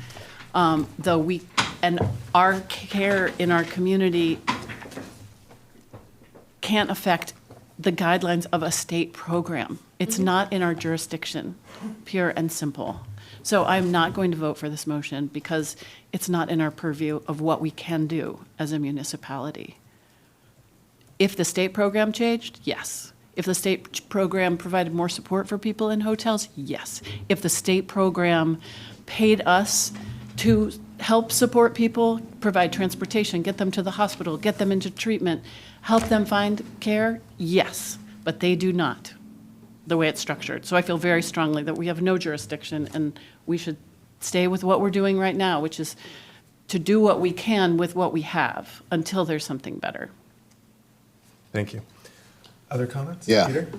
So, I've been taking some notes here as we've been going on, and I tend to, though I like the energy where the motion came from, there's just way too much vagueness in it for me that would kind of make it a little bit more cogent for an actual formal motion. So I wouldn't support that motion as read.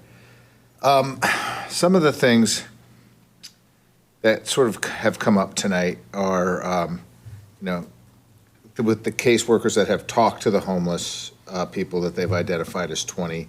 I'm sure that number can be larger.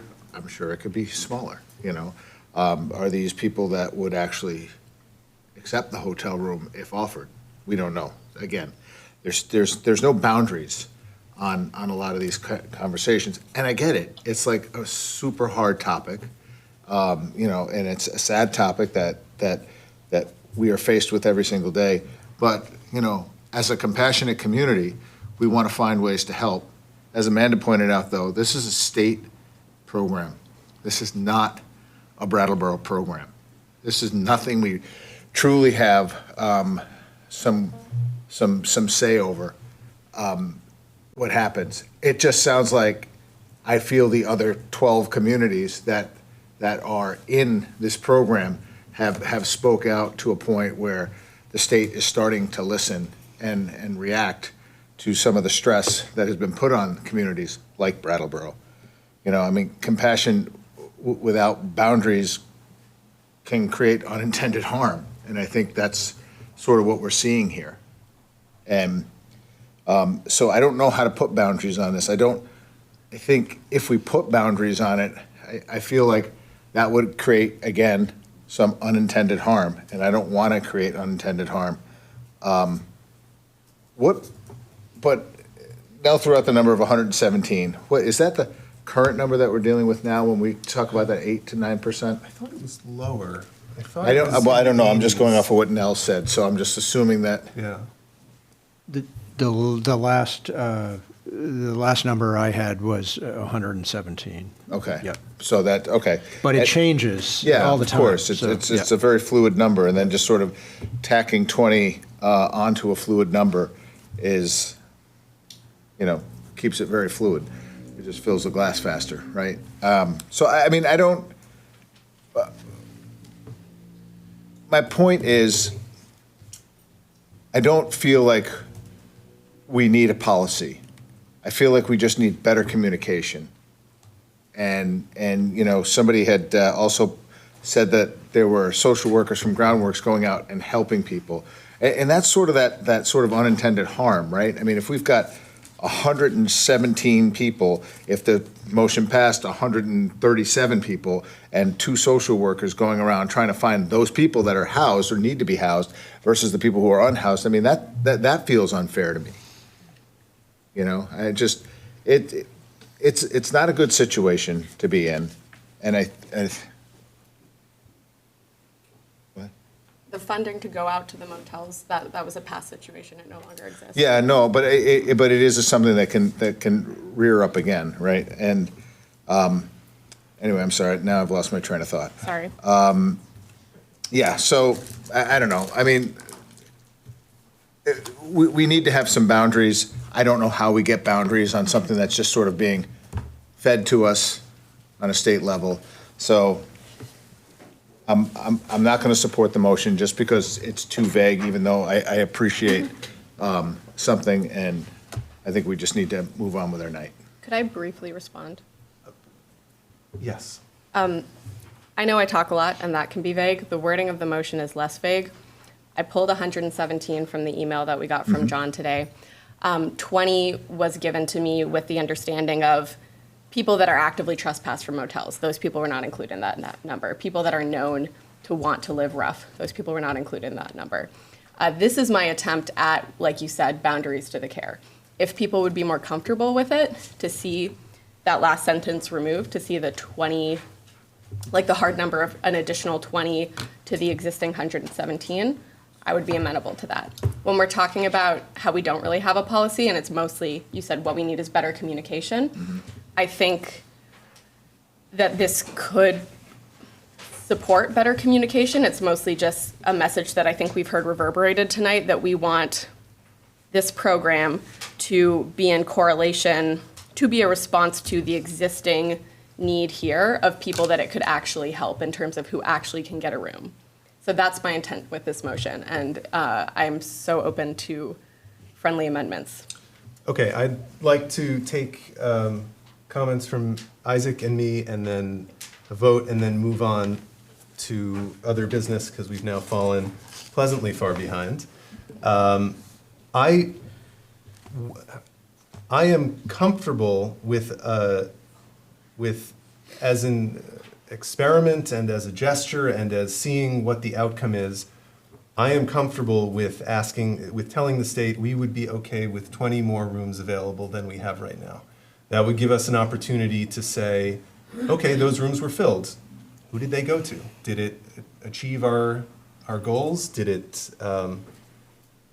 I don't think that the difference between 117 households or 100, which I've seen in other reports, or the 80s, which was on the DCF website the last time I looked, or 137 is a dam-breaking crisis moment.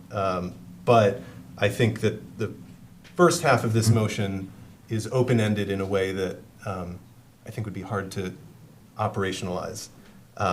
So I would suggest a simpler version of just to move to communicate to the state that we would be willing to see 20 more placements in Brattleboro than currently. Yes. Can we just stick a hard number on it? Well, it's not clear to me. This Well, is all no, very so I mean, well, soft this conversation. whole motion, right? It's sort of, if you will, it's a little fight in futility, right? Because they can say, yeah, that's adorable. Here's 500 more people. Sure. Not that they would do that, And they right? could do that. Yeah, and they could do that, right? I think, again, I believe that they're acquiescing to work with us because the pressure has been put on by all the communities that have kind of weighed in. I agree. And seeing the problematic behavior. If we could just help people who are from surrounding communities in our town, we would be solving so many more problems as opposed to creating problems, right? I feel that in my heart. If we could just kind of, if you will, just sort of, take care of family first, and then, deploy airplane rules. You don't help anybody out until the mask is on your face. Sure. We would do that. But I think I could wrap my arms around a motion that said we would accept up to 100, just using the math, 137 rooms. But we need to understand that we can tell John that, and then the state can say, that's great, but, we have 8 people more than that. We need you to take them. I think, yes. Amanda, and then I want to give Isaac his turn. But please. Chair, may I make a move to table this discussion in the middle of an active motion? You can. Because we are using a tremendous amount of time for our meeting. We haven't even gotten to the end of the previous meeting, and we have a number of items on our general. So I don't want to be rude to Isaac, but we can't discuss this anymore because we have people waiting to discuss another issue before we discuss our other issues. Yes, you can move to table. My only counterpoint, and I think that's actually not debatable. I have my book, but I'm not going to look. You can move to table. We may have been minutes away from a resolution. I can withdraw it. I'm Okay. just, we need Yes. to get through this. I would like to let Isaac efficiently. comment and then vote, and then we can move on. Isaac, do you have a comment?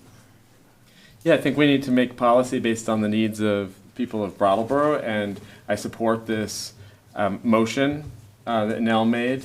The municipality is already giving input to the state on the motel voucher program in Brattleboro, and so basing it on identified need makes sense to me. May I make just a point on this too? Please. Even though I asked it to. And that, so I withdraw my request to table it. This program is not set up for municipalities to talk to it. The state program is not, they didn't make the state program so that we could talk to them. We talked to them because we were drowning with the situation. And so I just want to remember that. And like, if I'm wrong, John, am I wrong that the No. stay program is not set up for municipalities to say, help, help? But we did because our town manager and our citizens and our businesses and our property owners who pay property taxes were like, help.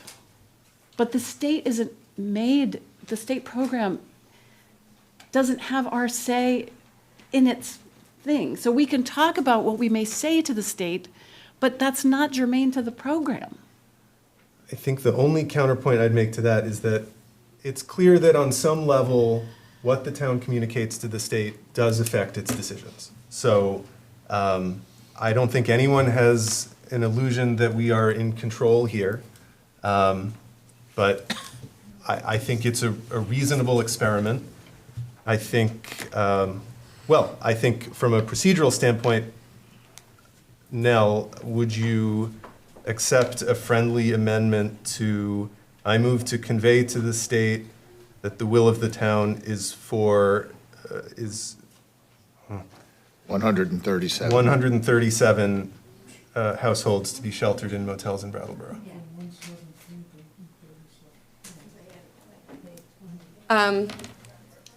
You don't have to. No, sorry, I got distracted. Yes. I might suggest in accordance with the assessed eligible need at the end of that, but not if it makes it too complicated. I feel like it might make it I'll let slightly it too go. complicated. I mean, it makes it less complicated for me to have that in there. Peter, does that work for you? I'm dangerously close to motioning to table, because this is starting to go down another Then conversation rabbit hole. Let's just vote. I think we're very over close with. here. Yeah. So Nell, are you content with the motion as friendly amended? I move to convey to the state that the will of the town is for the motel vouchers to, is for the motel voucher capacity to be 137 households sheltered in motels in Brattleboro. I'm comfortable with that. Okay, we're gonna, yes? I just want to make sure, so that's without regard to where the people are coming from. Is that My your understanding- intent? Yeah. It would be great to give first preference to people from Brattleboro. I don't think anyone would disagree. My understanding is that we don't have a ton of, but if you can convey that, I can convey it. I don't think it will be. Yeah. I don't think illegally they can do that. So, Yeah. I think this is just gonna, I don't think this is a no-win situation for us. Yeah. We're putting forth policy that we can't enforce. And that puts our town manager in the crosshairs. I'm not a fan. Okay, So, I mean, is I it too agree late? with Peter. Great. Let's move to a vote. That will be an excellent tool to resolve this disagreement. Nell has moved as amended, with the number being 137 households. All in favor, please raise your hand and say aye. Aye. All opposed, please say nay. Nay. Nay. Motion carries 3-2. Thank you. Sorry. Okay. Take a half an hour break. You mean our regular 2-hour break? Yes, our normal 2-hour. Yes, let's take a 5-minute break, and we'll come back for our second item of unfinished business. Welcome back, everyone. We are moving on to item B, town meeting requested EMS study. John, would you like to characterize, or do you want to invite the Yeah, I'd chief? like to invite the chief and the assistant chief up. They had thoughts on this request. Welcome, both of you. Thank you.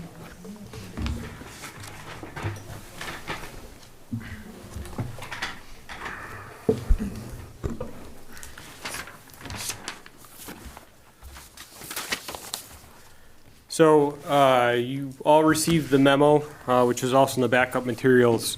Like every time, I kind of summarize the memo with the key points. And my whole goal here is just to provide you with the information.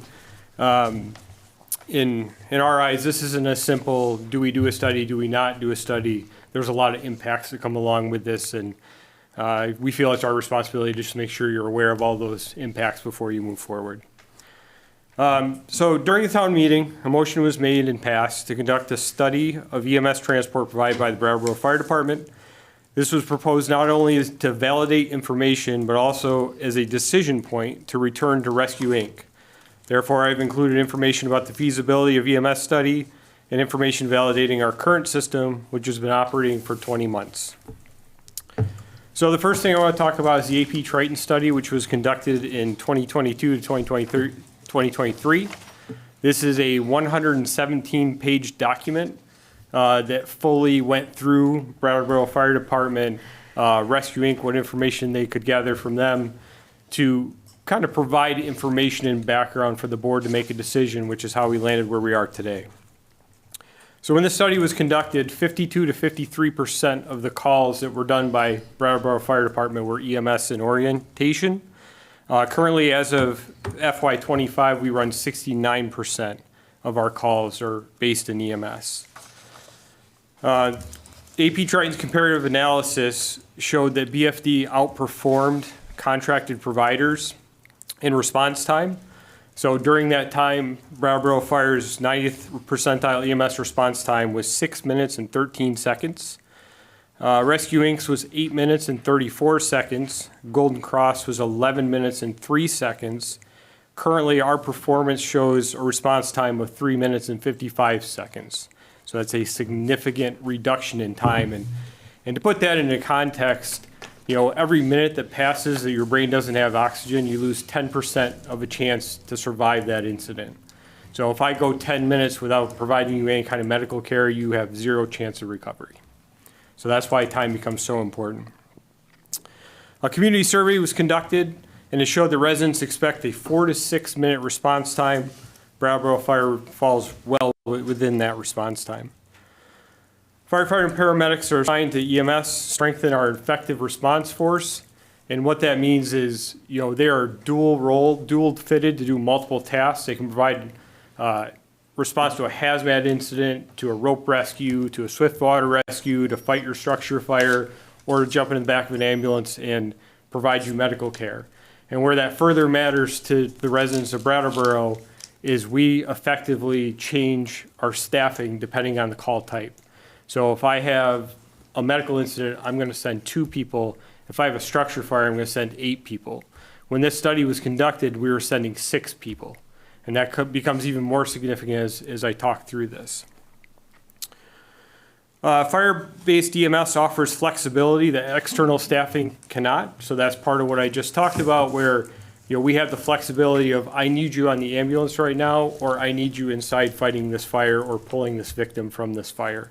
So it offers that flexibility that an outside provider can't offer us.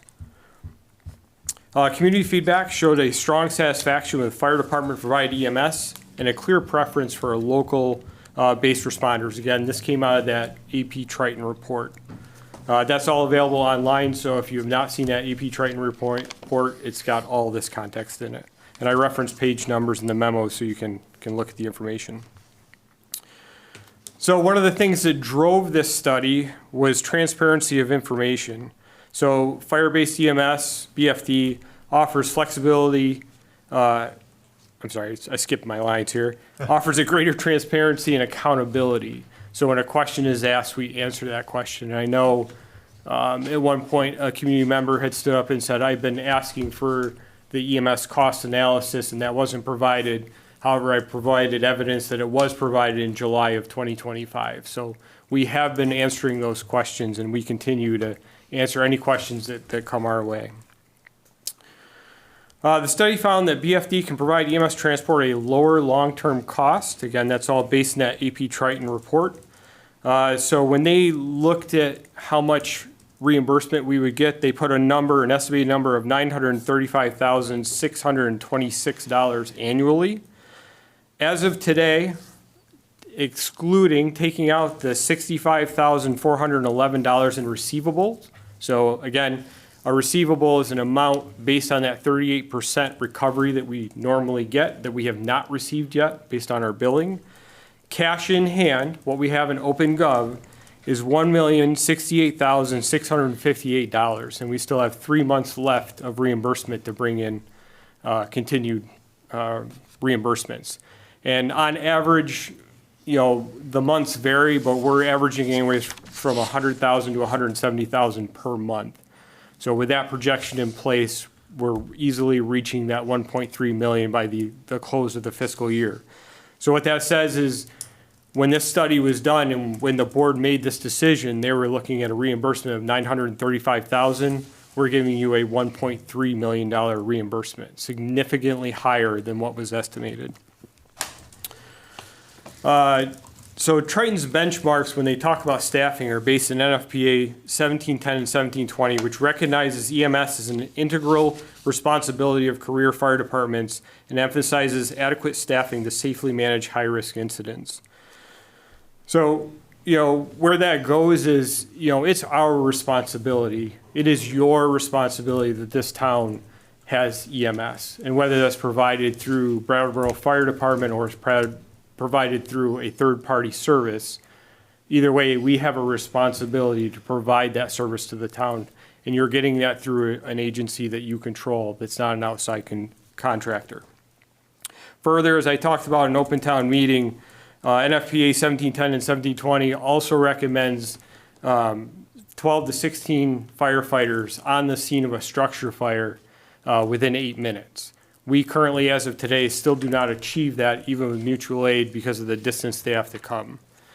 And, when we talk about NFPA, there's, in the fire world, there's a lot of people out there who are like, oh, this is just government officials or an agency just making up things to drive up the cost of providing fire department coverage. But I really want to share a story with you, and there's lots of them out there, but this one I'm very intimately familiar with. So on March 7th, 2002, in the town of Pompey, which borders Manlius Fire Department, a Manlius career firefighter, 2 of them, fell through the floor of a residence. They were fighting a fire and they fell through the floor. One of the firefighters reached up a hand, and a chief on the outside grabbed his hand to pull him up and didn't have the strength to do it. And this was not a small gentleman. This gentleman was very large, stood about 6'6", probably 260 pounds. Could not pull that firefighter up, lost his grip, and the firefighter died. So an average person, average male firefighter weighs about 200 pounds. Add all that structural firefighting gear, that's 275 pounds. That's why it's so important to have that 12 to 16 people on that scene within that 8 minutes. Further statistics show that most firefighters go down on an incident within that first 20 minutes of the incident. So it is important that we have a rapid intervention team there to pull those firefighters out. Our staffing does not equal that as of today. So if one of our firefighters go down and we've only got 4 people on scene, we only got 8 people on scene, we may not have enough people to effect a rescue. And who's responsible for that at the end of the day? So our EMS demand has been consistently increasing. When you look at how the EMS demand has increased over the last several years, it's been jumping by 10 to 20% every single year. So, what we based the study on in 2022, that call volume, last year we ran 4,700 calls. That's a significant increase from previous years.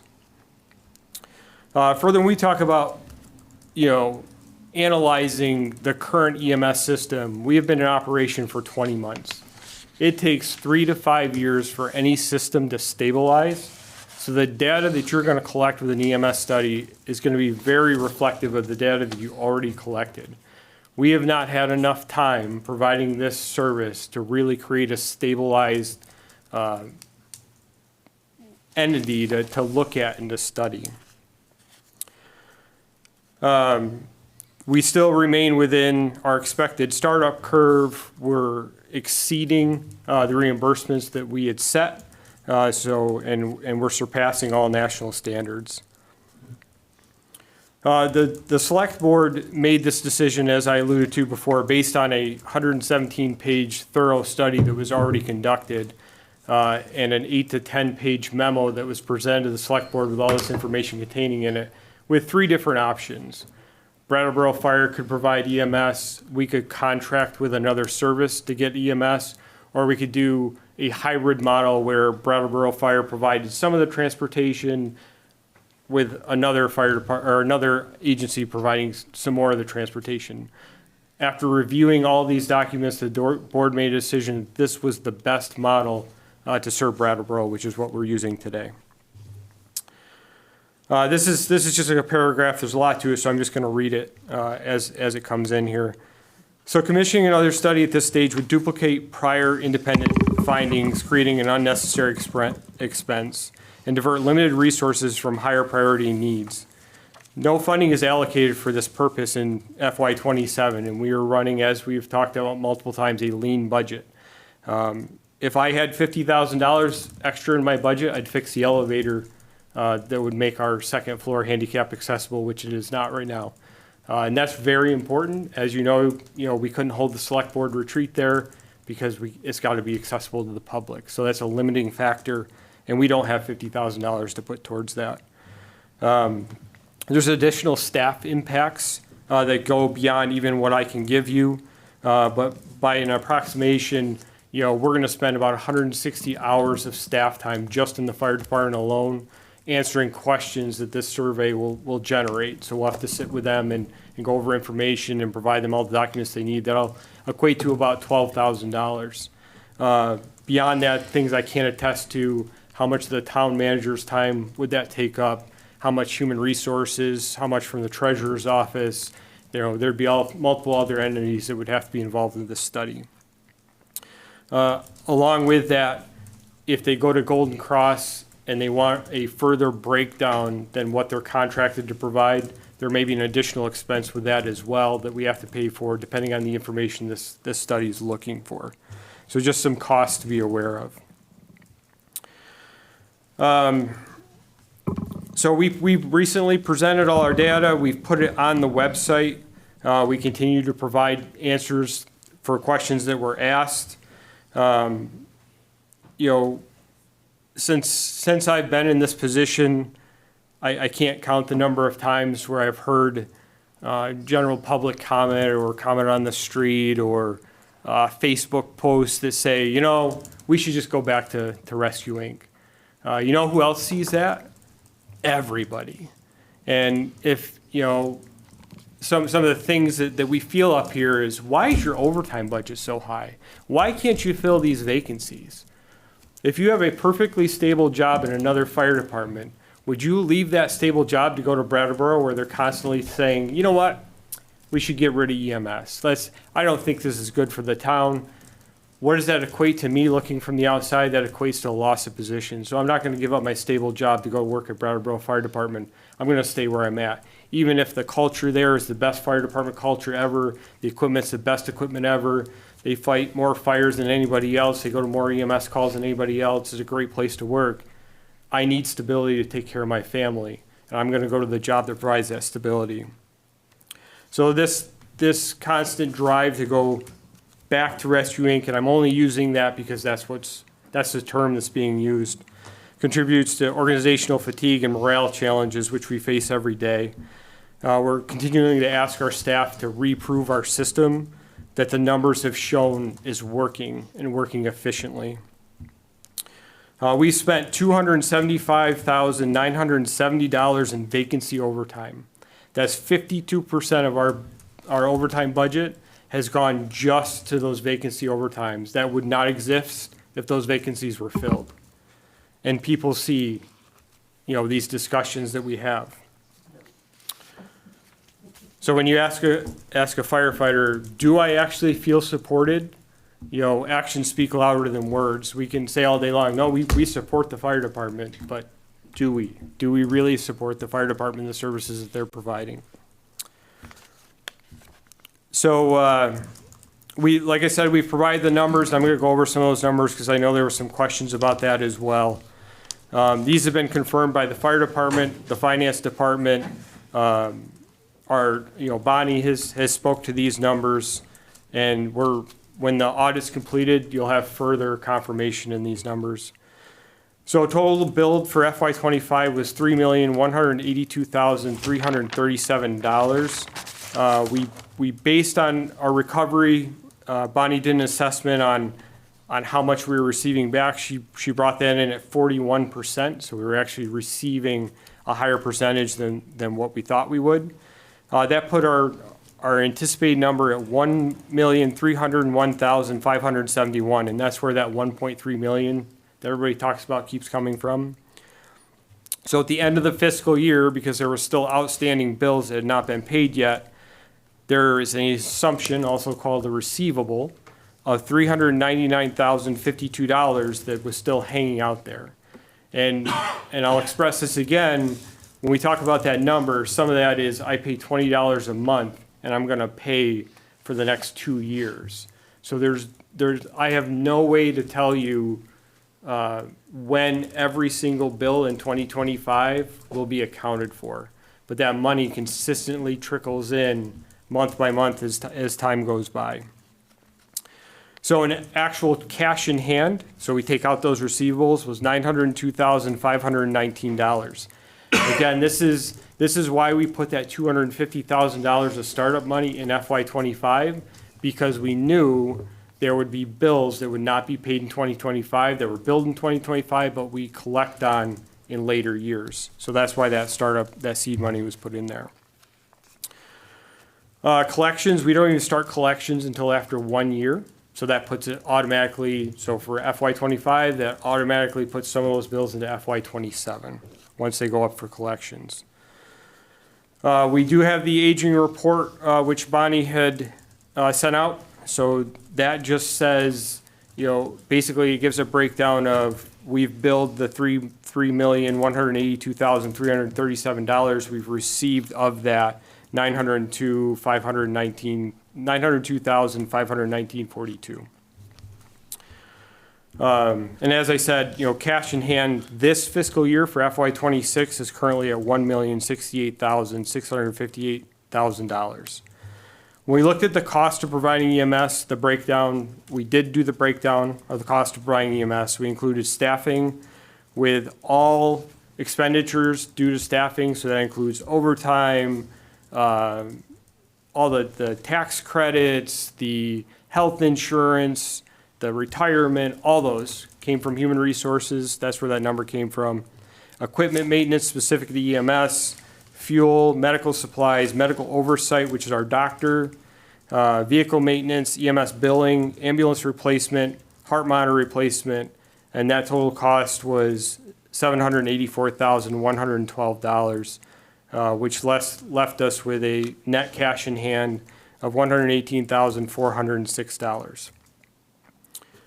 So we actually had a surplus based on that.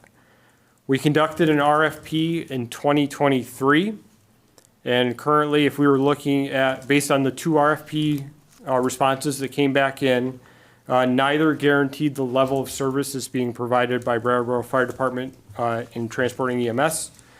Rescue Inc., in FY27, you would pay $501,000, but you would share those resources with 14 other towns. So where your BFD resources are dedicated to the town of Brattleboro, Rescue Inc. provides coverage to 14 other towns as well as they would provide to Brattleboro.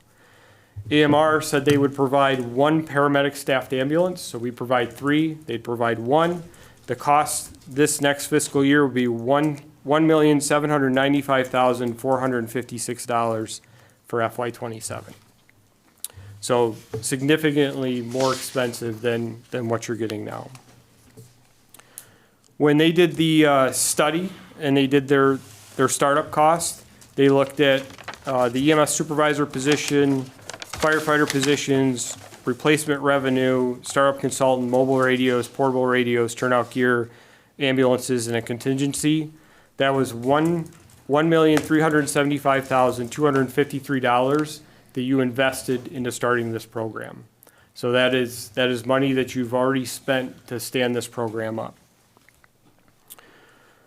Another kind of sentimental note for myself, when residents in Brattleboro call 911, they immediately receive assistance from fire, medical, police within minutes. All of our response times are within minutes of that phone call to 911. Many communities cannot make that same claim, and they're left wondering when their help is going to arrive. I've worked with multiple dispatches in multiple different communities, and they receive call after call, like, when's the ambulance coming? Oh, they're still getting their crew together. Or the ambulance is on another call, they'll be right with you as soon as they can get there. That's not a community that I want my family to live in, and I live in Brattleboro, and I get it, my background would lead me to probably place more emphasis on police and fire response. I want to know that my family's taken care of, and then I don't have to wonder where that resource is coming from. If I didn't care about that, I'd go live in the woods somewhere and be like, well, if I have a heart attack, I'm going to die, and that's just a choice I make. It's important to me that my family has those services. And I can go down another road of, 2 of my children have suffered medical emergencies where that ambulance didn't show up. And I happened to be out of town at the time, and I couldn't even take care of them. That was my drive to stand up a municipal ambulance service in our small town of Sherburne, my hometown that I grew up in, because I would never allow that to happen to another family. This stuff is important, and it becomes really important when it's you or your family is the one that's waiting on that resource that doesn't come. And that's why we want this service here. A couple other examples. So Syracuse Fire Department, they added ambulance. They're a city fire department. The commercial ambulance just wasn't getting there in a timely manner. They still provide service to that community, but Syracuse said this is not okay for our residents. We're going to add ambulances to this to make sure they get a response. Chief, I hate to interrupt in any way. Am I on time limit? There's no time limit, but we are on a self-selected time limit as a board. So if there are a couple more examples you could give, that would be wonderful. I think, all right. So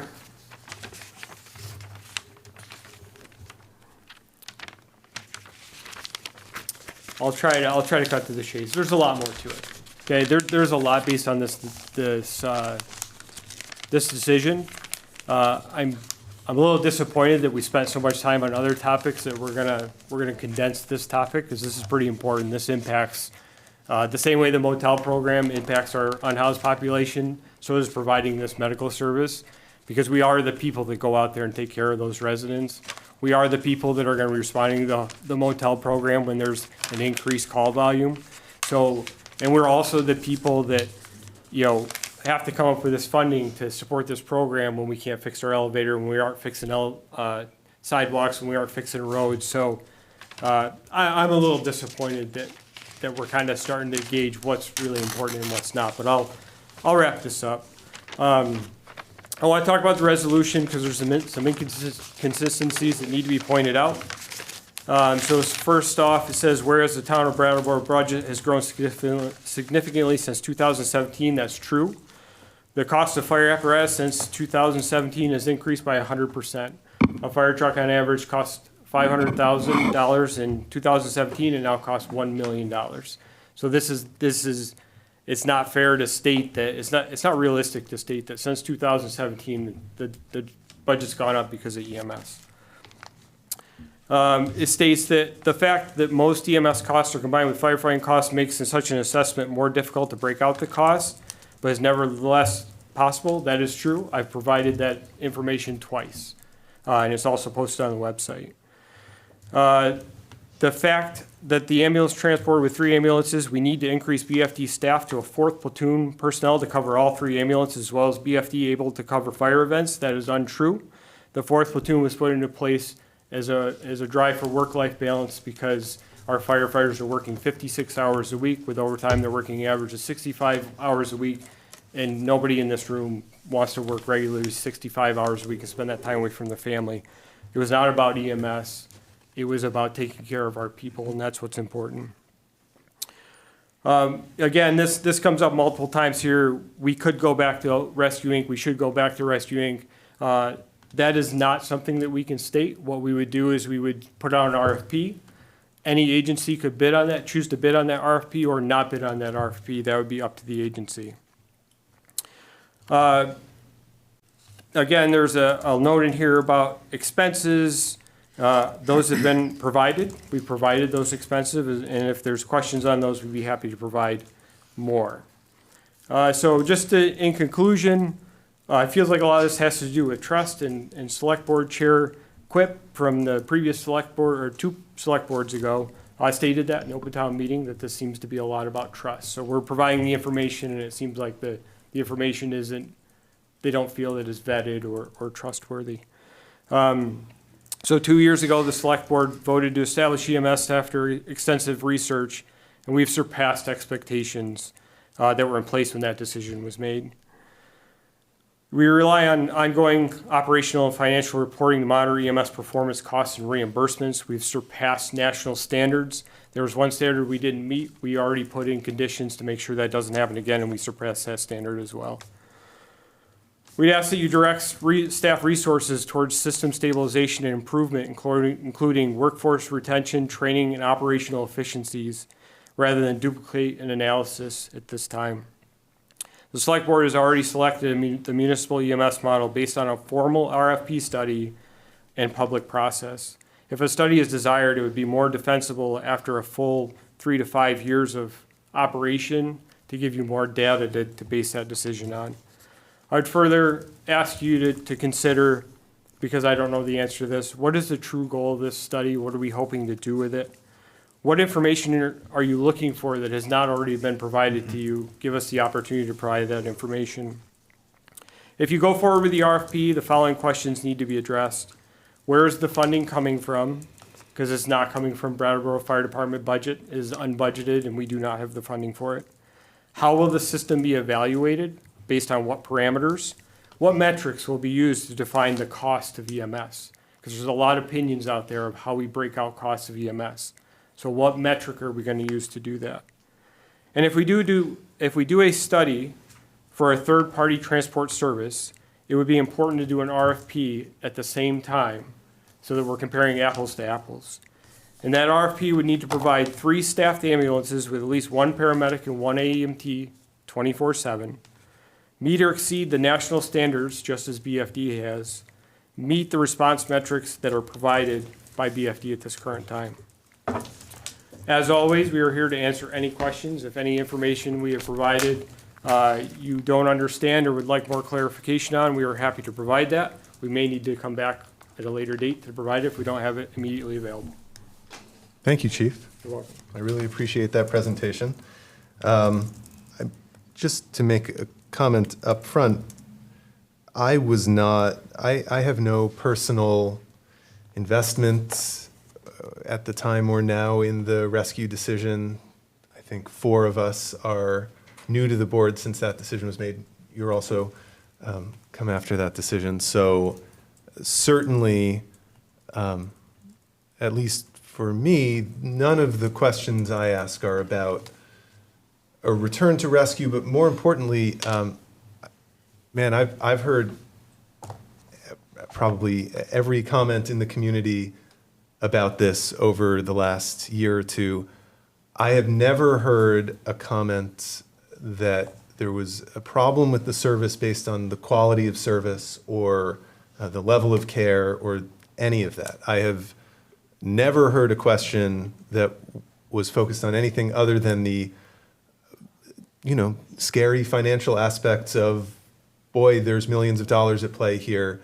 We wonder, we have questions. So I have never, I haven't heard word one about, oh, it would be better, we would get better service if we did things a different way. So I think that's important to state. The question about funding is important, and I feel like we would certainly not ask for it to come out of the fire department budget. I feel like what we heard from town meeting was essentially an ask to, use unbudgeted funds for that. We would certainly not ask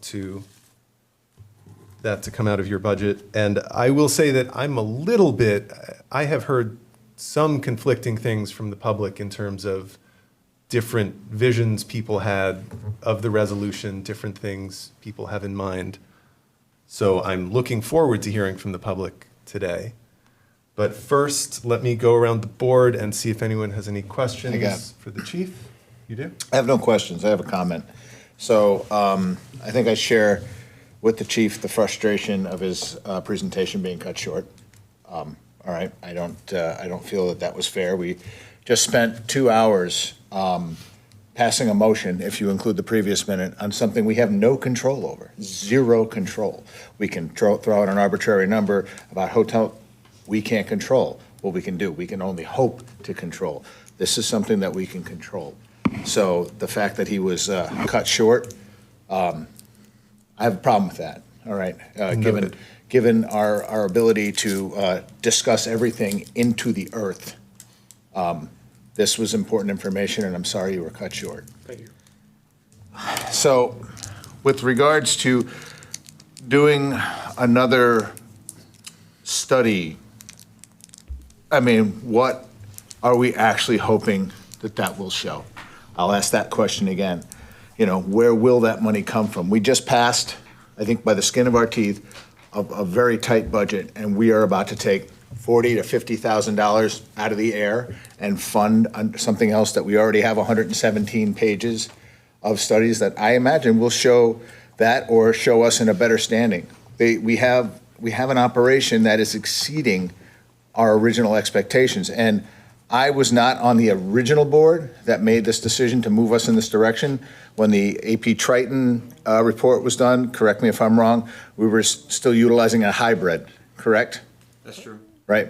So, you know, I mean, so now we are full on exceeding our expectations by what will be $400,000 if everything tracks, which was basically, I think, the previous cost of the contract that we were under when it all fell apart. So, I mean, I think that's worth mentioning. A lot of what this report showed was an undersized fire department. You know, and I know that Chief Simons and his predecessor worked hard on filling those things. As Chief Simons pointed out, you know, the amount of people we have on call during a fire is critical to safety and maintaining life, both residential and our first responders. So I am never going to vote to relitigate this and put it out another study. I'm never going to be okay with spending $50,000 to $40,000 on another study. So regardless of what's happening, that's how I'm entering into this conversation. I'm shut off to it. I'm tired of litigating it. I'm tired of questions being asked. I'm tired of the mistrust that some of this members of this community have towards our fire department, towards all of our first responders, and I'm about tapped out with patience on it, you know. And when somebody is up here, who again we have control over this situation and making this good decision, we decide to cut it short. Frankly, I'm a little upset by that. Thank you, Peter. Mel? Briefly, I always enjoy Jay and Chuck's presentations. There's a lot of numbers, which I like. And I really appreciate the one-on-one conversations I've gotten to have with Jay as well. For me, this is more so about how does the board appropriately respond to a past request from town meeting. I don't personally have any interest in returning to rescue. I see a great value in municipalizing a service when it breaks down to a lower cost than the private market would. So that's really it.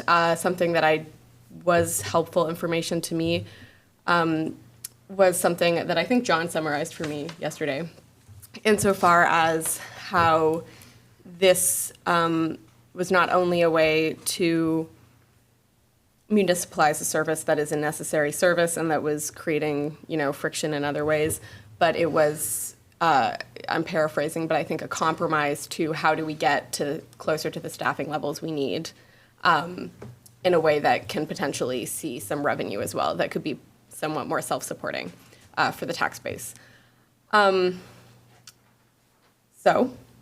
I had some hopes that maybe bringing a finance director on could answer some of the questions that town meeting had, but that's a big question mark of when that's going to happen.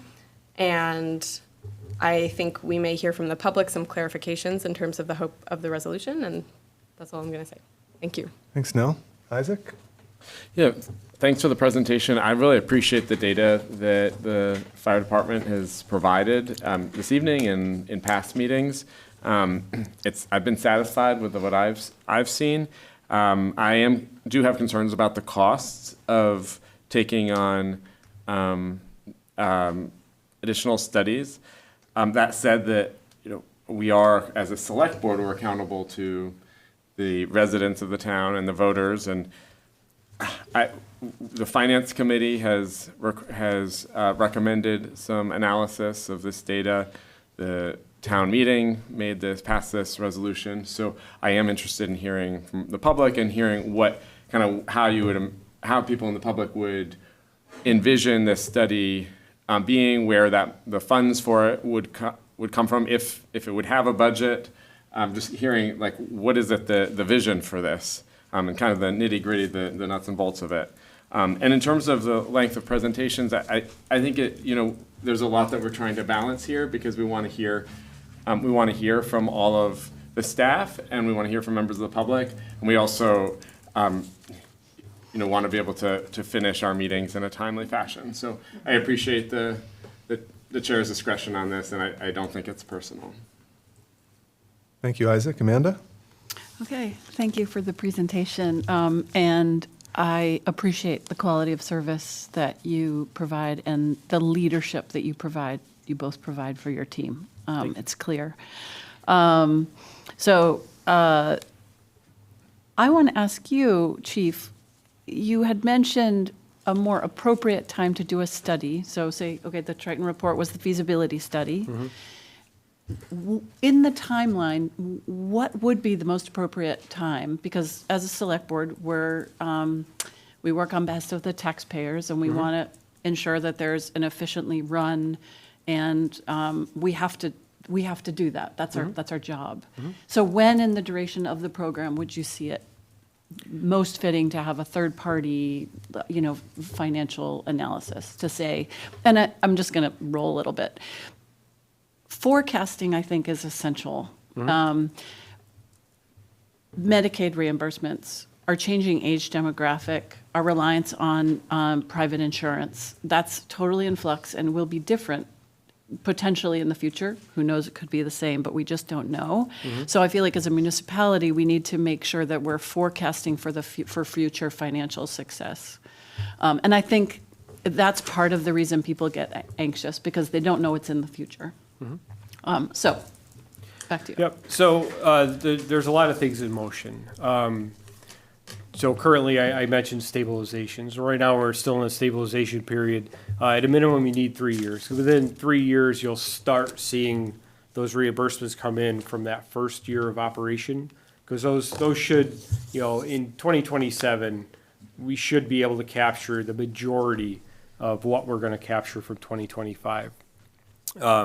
We're also looking at ways to generate better reimbursement. So we just recently, the EMS superintendent went to a conference, found out some more data about how we can maybe increase what we're getting from insurance companies. So these are all things that we're working on. We're looking at, putting out CPR programs to do more CPR in the community. So there's things that are building and growing right now, which is where I want to see our staff time dedicated to. That's what I want us to be working on, is how do we improve the system, grow the system, improve the reimbursements that are owed to us. And I'll just throw it out there. So and this is not meant against any other department, but other than your tax dollars, this EMS reimbursement is the highest amount of revenue coming into the town, other than taxes. Okay. Thank you for answering that question. At this time, would it be fruitful to request that staff look for an RFP for a study to be for the future, right? Say at that 3-year, 4-year mark, we work as a select board I get to be here for 3 years, to budget for that cost. but also continually ask the public, do you really want it? Is it really worth it? Do you think it would be fruitful to put an RFP out there, get some numbers, bring it back to the board and say, oh, well, that's too expensive, or we can't afford it now, or, okay, how about we plan for in X year? So it's 2026, so 2029 or 2028. So it's a way. I think it would take to put together a good RFP. I would say it would take probably myself and the assistant chief a day to really put the context of what an RFP would look like together, and then put that out and see if we could get who would bid on it, and you would have a number, a factual number. So rather than a range, we could give you some. Yep, this is what it's going to cost you. I think to help that along, I need to know what we're looking for. Like what am I writing an RFP to say? What's the end goal of this RFP? What information do you want? What information do you want looked at? What do you want compared to? So I would need some background to know how to effectively write it so it gets that check mark we're looking for. Got it. Great. Thank you. Thanks. Okay, I'd like to hear from the public now. I actually have a question. Yes, please. So, again, full disclosure, I'm going at this thing to avoid a study of any kind, unless things are going horribly wrong. Is there a reason after 2 or 3 years, if our trajectory stays the same, if the thing is doing exactly what we say it's going to do, is this if it ain't broke, don't fix it? Or is it, if it's broken, we should take a look at it? 100% agree. Again, it comes back to that, why are you doing the study? So we're providing you the cost, we're providing you the cash in hand. What is it that you need that's not being provided that you want from the study? That's the question I can't answer. I don't know. Right. We've provided the data that it appears like we're looking for. So I'm not sure what else we're looking for. Great, thank you. Okay, members of the public who'd like to comment. Judy.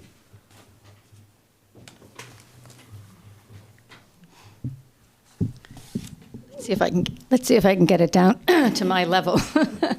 I'm vertically challenged.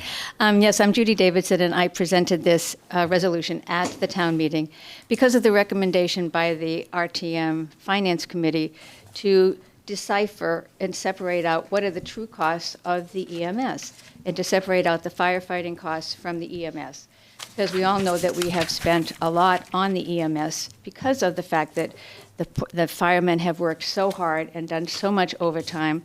There's been some difficulty in really finding firefighters and retaining them to do both roles, and there have been all the challenges with all the billing.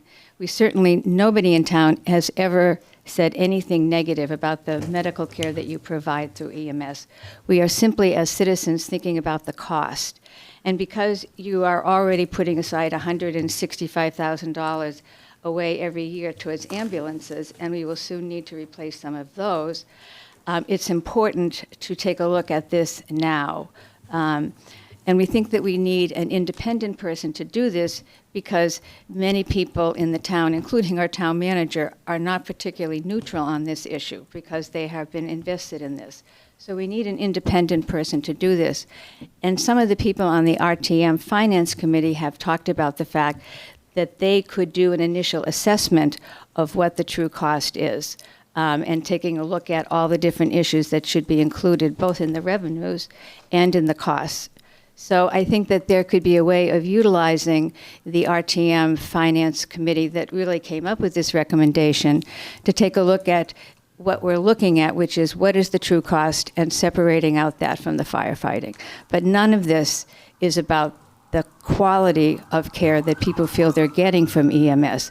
And it doesn't have anything to do with our appreciation for the way you firefighters put your life on the line to protect us. So you should know that the people in town may be concerned about the cost, but not at all about what you offer in terms of firefighting and in terms of the medical care you provide. So I hope you really hear that this is not about you personally.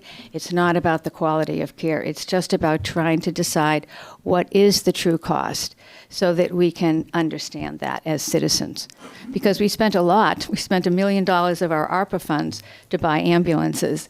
And there are a lot of people that's a lot of money that we could have spent on the pool. So there's a lot of concern about the amount of money we have already spent and wanting to decide now before we spend more what is the true cost. So that's really what it's all about. And I'm the one who put in that sentence about rescue, and that's left from the last process we had. And I apologize for that because the Finance Committee did not mention rescue at all in their recommendation. So I apologize to you because it certainly caused a stir with you, which was not intended, because this is about finances. You could not possibly go back to rescue unless you had all the financial data. So this is not about rescue, and I apologize for bringing that into the conversation. So thank you very much. Thanks, Judy. John? I just didn't really appreciate the comment about the town manager. I feel I implement the policy of the select board, and their policy is to have this service, and so I take issue with that. Thank you. Thanks, John. Other comments? Yes, I just want to respond to that comment. So the replacement cost EMS is built into the EMS cost that I provided. So that is part of that projection. Thank you. Other comments? Bob, and then Kate, and then Arthur, and then Millicent. So Bob Ozer, Brattleboro. This goes back into the recent past, and I'm torn because I don't want to bring up the past, yet it's also those who don't learn from the past then live with the effects of that. And so we need to address the past in order to move forward. So in 2023, at least, I think that's the date of this letter, September 2023. I was not a proponent of moving from rescue to Brattleboro Fire. So apparently my name was out there. So I go to the mailbox and I get a letter, and it's anonymous. It has no return address. And it's postmarked in White River Junction, so I can't say anything more about the letter. But it's someone who was not satisfied with the way the process was going. And I'm not going to read the letter because I don't have the time. But the bottom line is, as a former employee of the Brattleboro Fire Department, I know all of these things to be true. And so there was a dissatisfaction within the department. So around that time, I inquired to the town and said, you know, because of the churn, the turnover of staff, can you tell us what the exit interviews are looking like? And I got an answer which said, no, we really can't, because that might identify who those people are. So we can't do that. So these are not financial considerations so much, but you know, maybe emotional. In July of 2025, I know that the town reached out to rescue and said that we're currently relying on mutual aid that's a distance from Brattleboro, and that might cause a delay in ambulance arrival time. So we're reaching out to see if we can do mutual aid. And rescue then responded and said, no, we can't consider that at this point, and cited an incident that occurred, I believe, in 2022, that to their mind had not yet been resolved.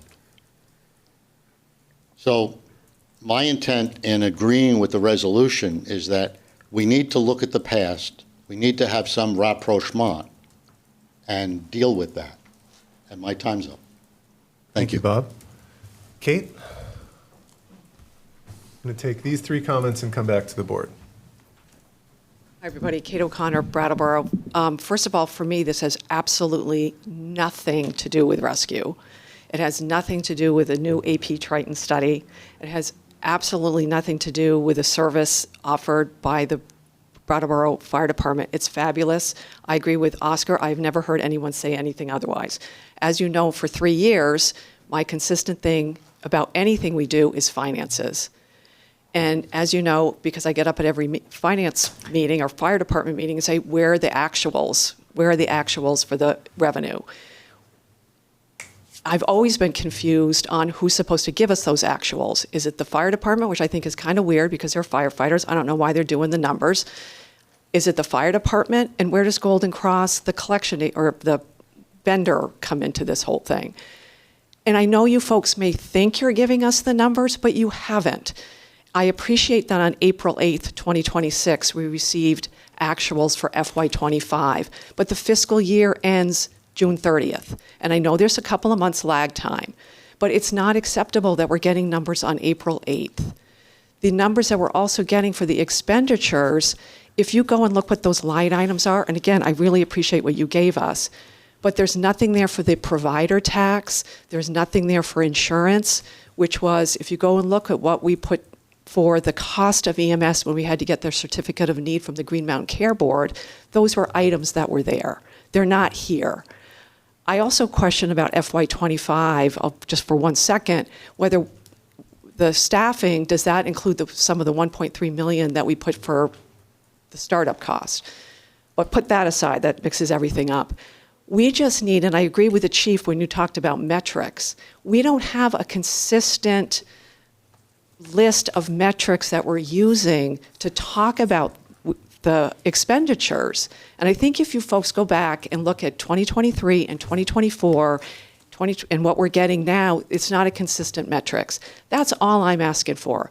And I want to say one quick thing. I only have 48 seconds. We know in our town that the bag revenues for the trash bags does not cover our trash service. We know that the pool entrance fees do not cover the pool. We know that the parking fees do not cover the parking, but we provide those services anyway. I just want to know as a taxpayer, how much does it cost, the true costs, and how much are we taking in? If it costs more than it takes in, I'm not saying we go and scrap the system. We just need to know, because we are in a huge financial crisis in this town, and it's better for us to know. And I really would rather know, you know what, EMS costs us way more than we take in, but we as a town think it's worth it. We all just said that about trash. So this is nothing about rescue. It's nothing negative about the services from the fire department. It's we have to have financial understanding what we're doing in this town. And this is sort of an area that I don't feel like we do, because I don't even understand what Golden Cross is doing. We heard there's an aging report. I've never seen it. We don't get OpenGov. The public doesn't see OpenGov. So that's all. Please just do some kind of financial, be consistent here.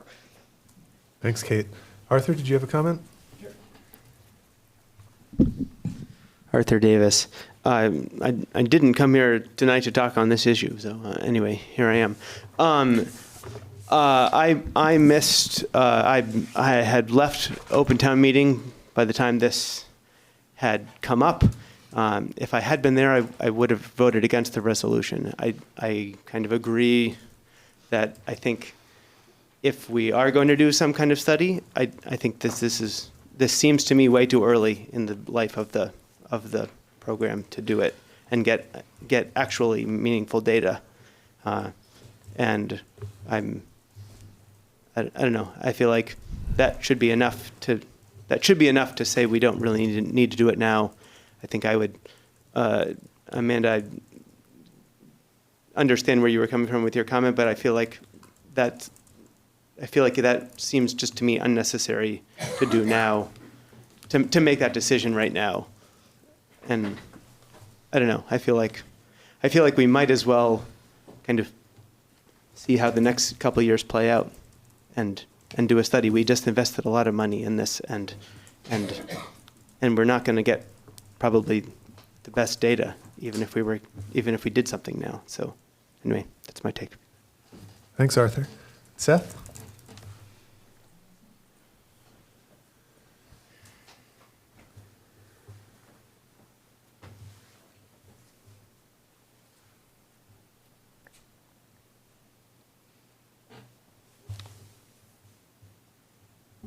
Millicent, you should see a prompt to unmute.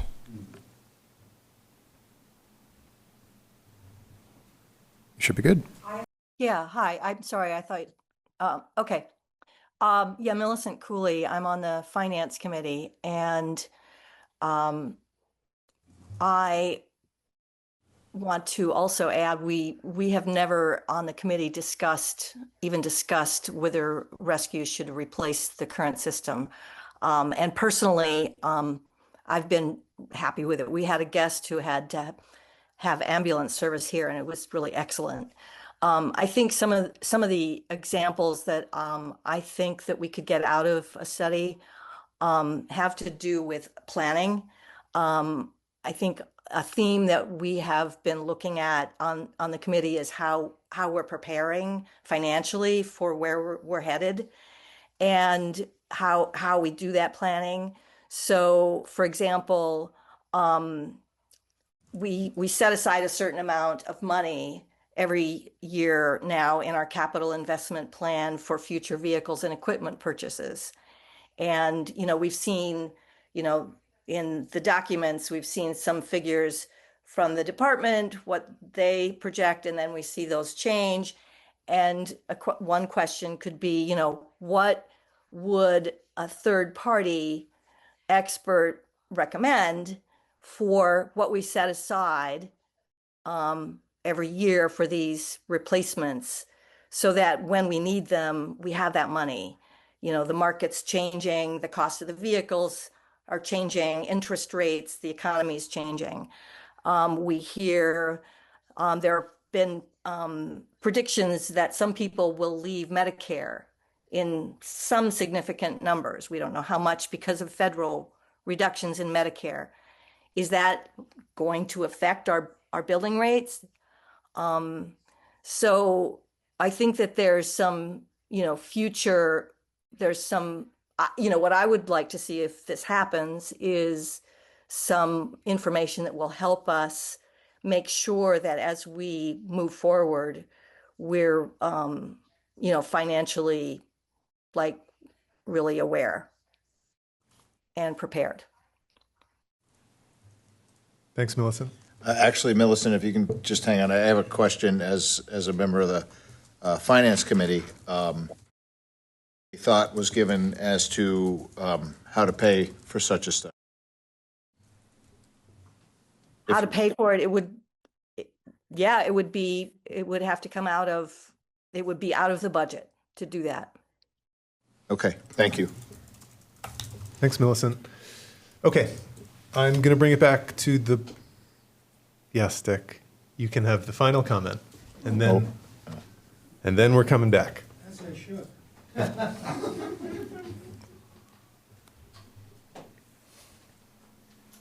I wasn't at Open Town Meeting. I did watch it. Luckily for me, it was raining, so it made it a lot easier to watch it. But I am somewhat bothered. I understand the chief's position on being defensive, but I'm bothered by the fact that the taxpayers of Brattleboro have a concern.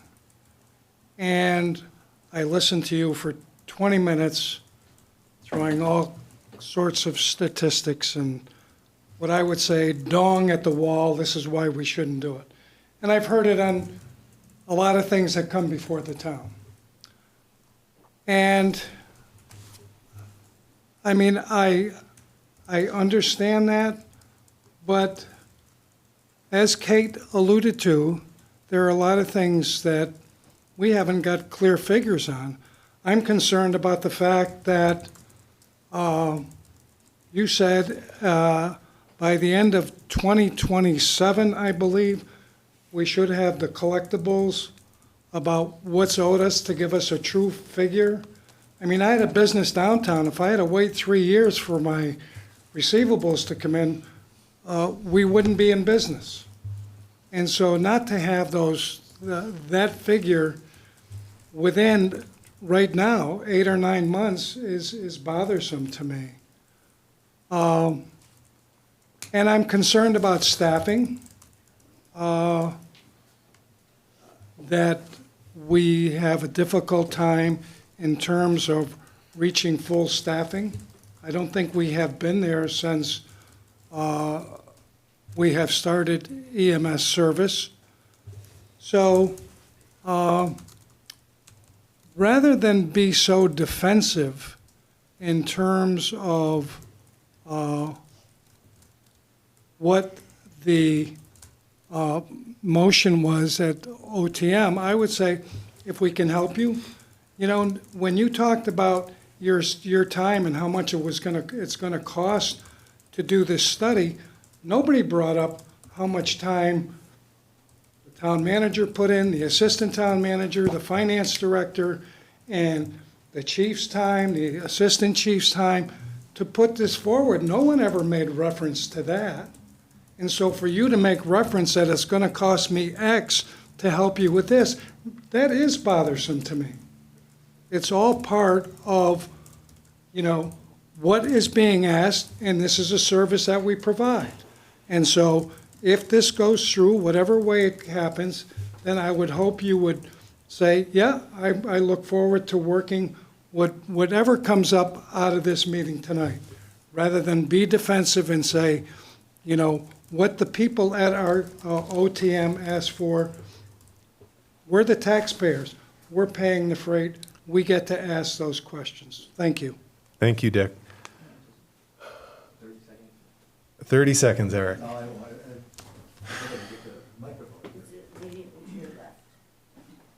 Just back. Back a little bit. Sorry, Dick, I just had. No, really, 30 seconds, Eric Karen. Just wanted to say, I really hope that the select board is not the select board that has a recommendation from OTM, from the same people that passed the budget, from the same people that you are accountable to, and you're the select board that doesn't listen and doesn't do what they ask. That would be very sad for me, because this board has been amazing from the start. That would be a real setback, in my opinion. Thank you. Thanks, Eric. Okay, I'm going to bring it back to the board. I'm so sorry. I really need to use the bathroom. I'll be back in 2 minutes. Go ahead.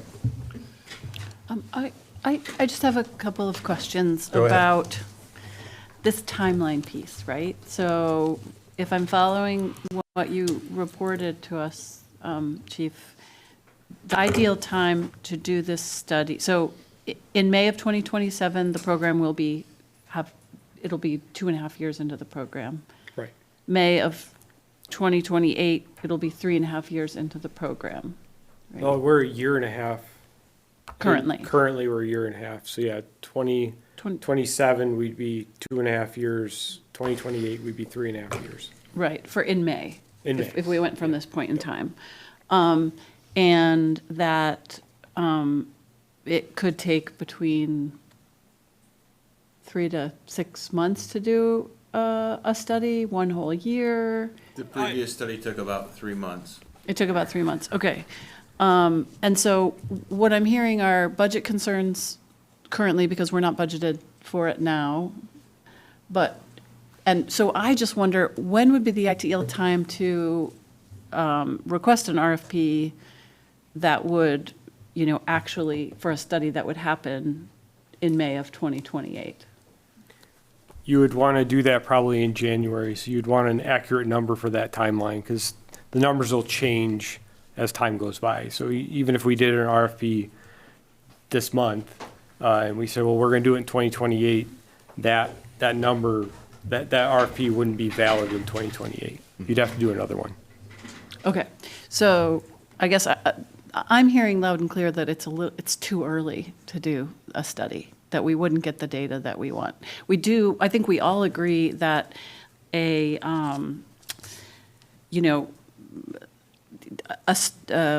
feasibility study is different from an operational study, right? So the due diligence that I think the community is asking for, that we're requesting, would really be for a timeline in the future. So I just want to throw that out there.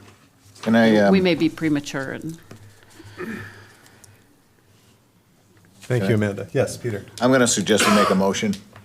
You All right, and I would like to motion to rely on the ongoing operational and financial reporting to monitor EMS performance, costs, and reimbursements. Is that And I'll bullet speak to point that 2? motion. Okay. Yeah, Please that was do. the second, that's number 2 in our possible motions. You know, it sounds like we are drilling down and getting closer to the numbers. That's also something I'd heard that were satisfactory. I think Kate had mentioned that she was thankful for the last set of numbers. We do have budgeted a financial person that can help drill into these numbers and provide these things. If this is the only thing that's holding this up, then I say it is too soon to look at these things. And again, it doesn't appear to be broken. So I don't know why we are still going after it. So with that in mind, that would be my motion. Okay, Peter has moved to rely on ongoing operational and financial reporting to monitor EMS performance, costs, and reimbursements. I will briefly comment that I feel a responsibility to town meeting, to their request. And I don't think it's an unreasonable one. I think your points about the effect on staff and the effect on budget are legitimate. But at the end of the day, we're responsible to a community, and it's a community that lacks closure on this topic. And the town has tried to provide that closure over and over again in different ways, and there are still the questions remain. So I would hope that if we did proceed with the study, we could see it as an opportunity for extra capacity to analyze the program, essentially authorized as an off-budget expense by town meeting. And I would be really, it would seem really unfortunate to me if it was taken as in any way a negative comment about the department. That is not at all the feeling I have, truly. So I plan to vote no on Peter's motion. Other board comments? I'm wondering if we could amend Peter's motion Certainly. and vote on it. Do you want to give it a try? Me? Well, my motion would be pretty different, so. Okay. But if you have an amendment or a suggestion.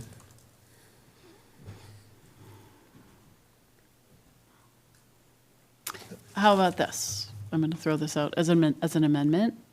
So on Peter's motion, to rely on ongoing operational and financial reporting to monitor EMS performance, costs, and reimbursements, and to direct town staff to prepare an RFP and implementation timeline for a third-party financial analysis of municipal EMS program.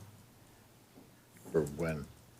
And again. I don't think it's, I don't want to create. I would be more, I would like accept that if we put it on a timeline that didn't include this budget cycle.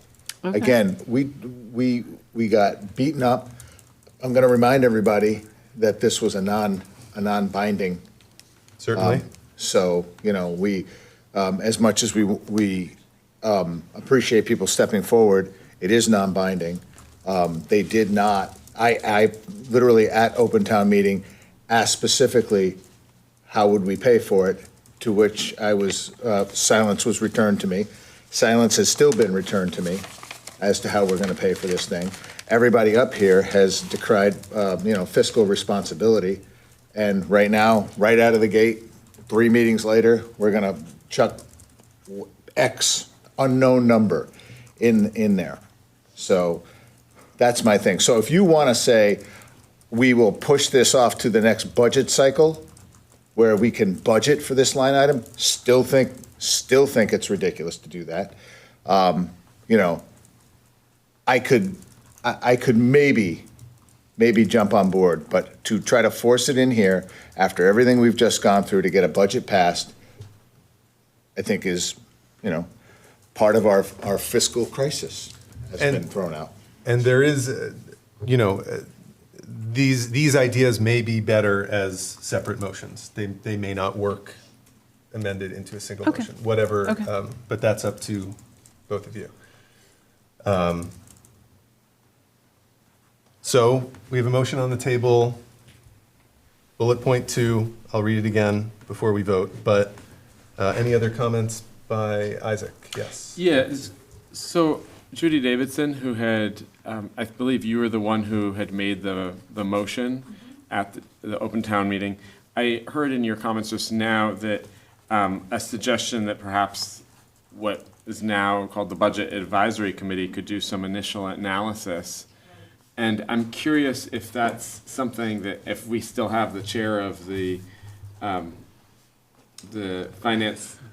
We haven't, we're going to appoint them in somewhere between 10 and 1,000 Okay, minutes. so the most recent chair of the representative town meeting finance committee, I'm curious about what her thoughts are on this matter, given that she played that role in helping develop this. I'm just curious to see if there's a low-cost way that we could move towards addressing some of the concerns, having that independent analysis, conversations with town staff that doesn't require a $50,000 study.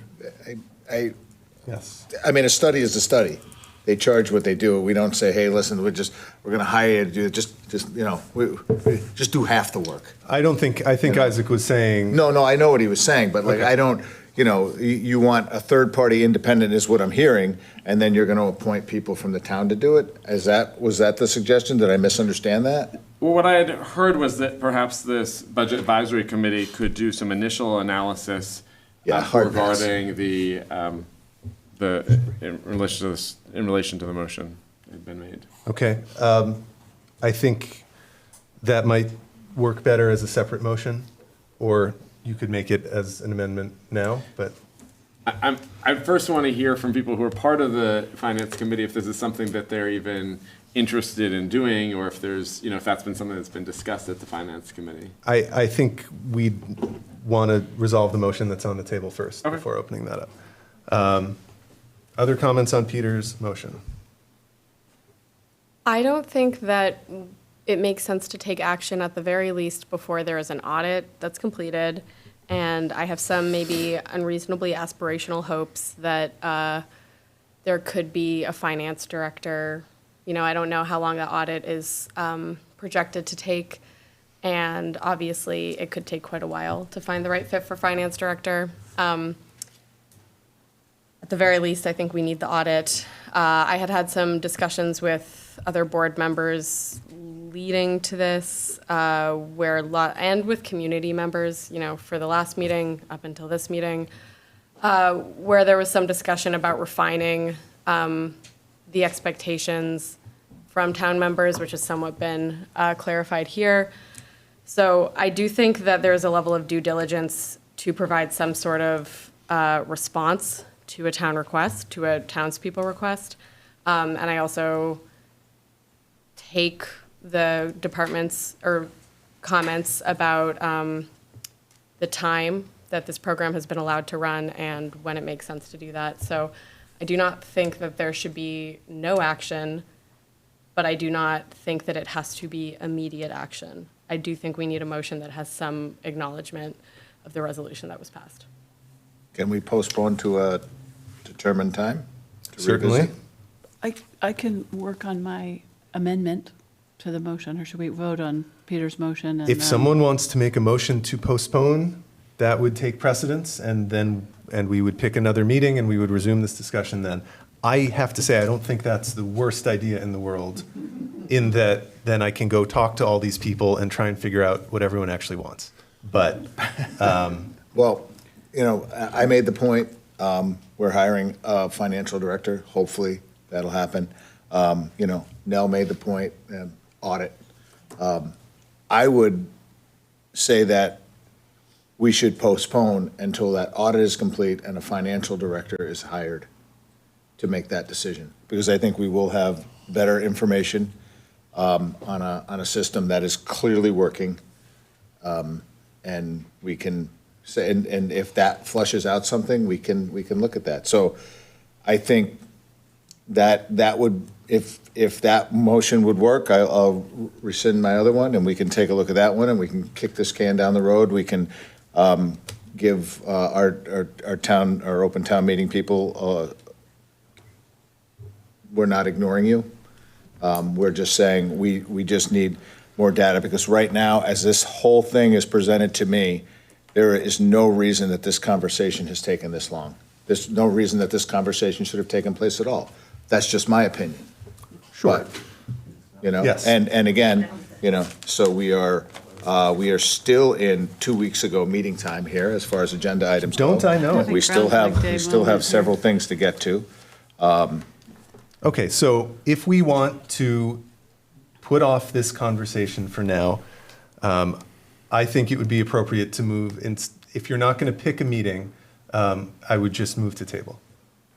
I will move to table. And then we vote on that, right? Yes. Okay. Okay, Peter's moved to table. At this point, I have no idea if that allows discussion or not. I'm going to suggest we move to a vote. Let's move to vote.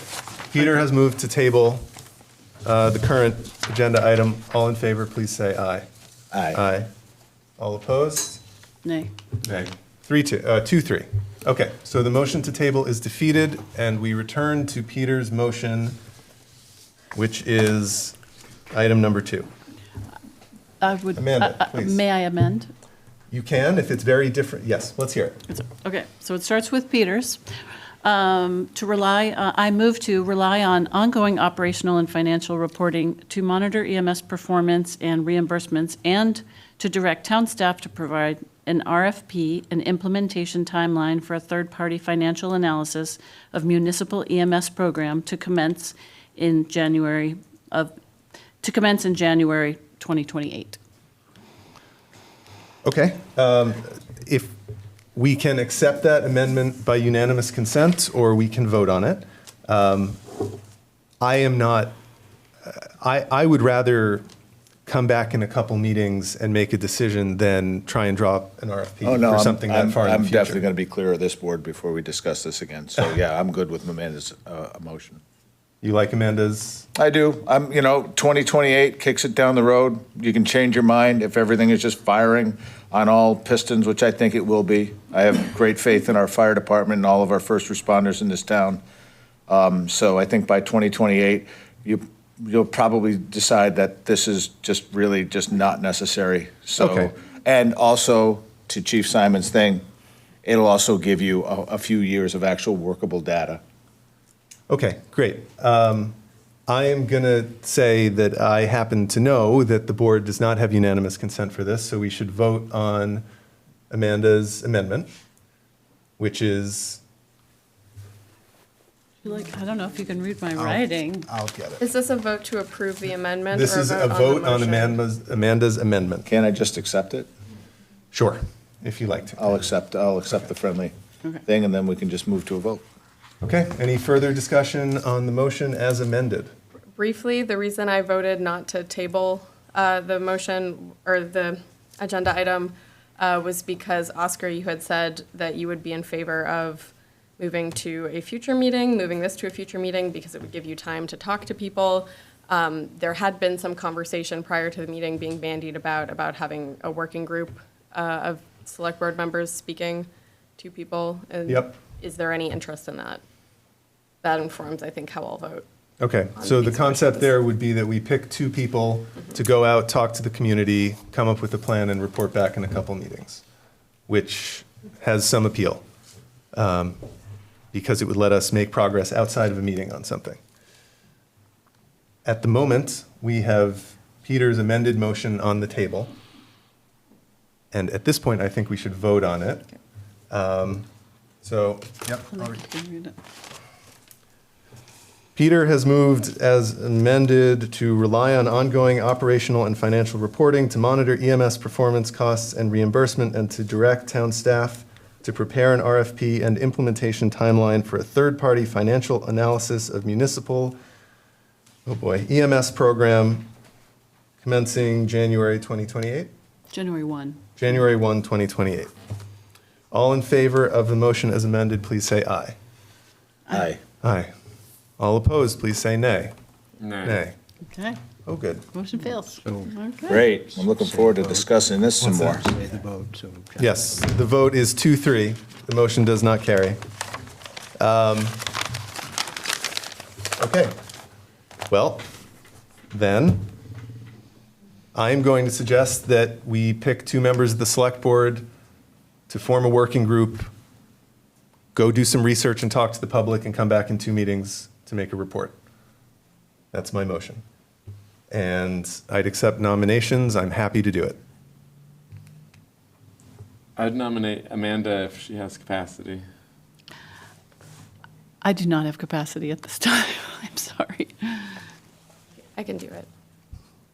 Thank you.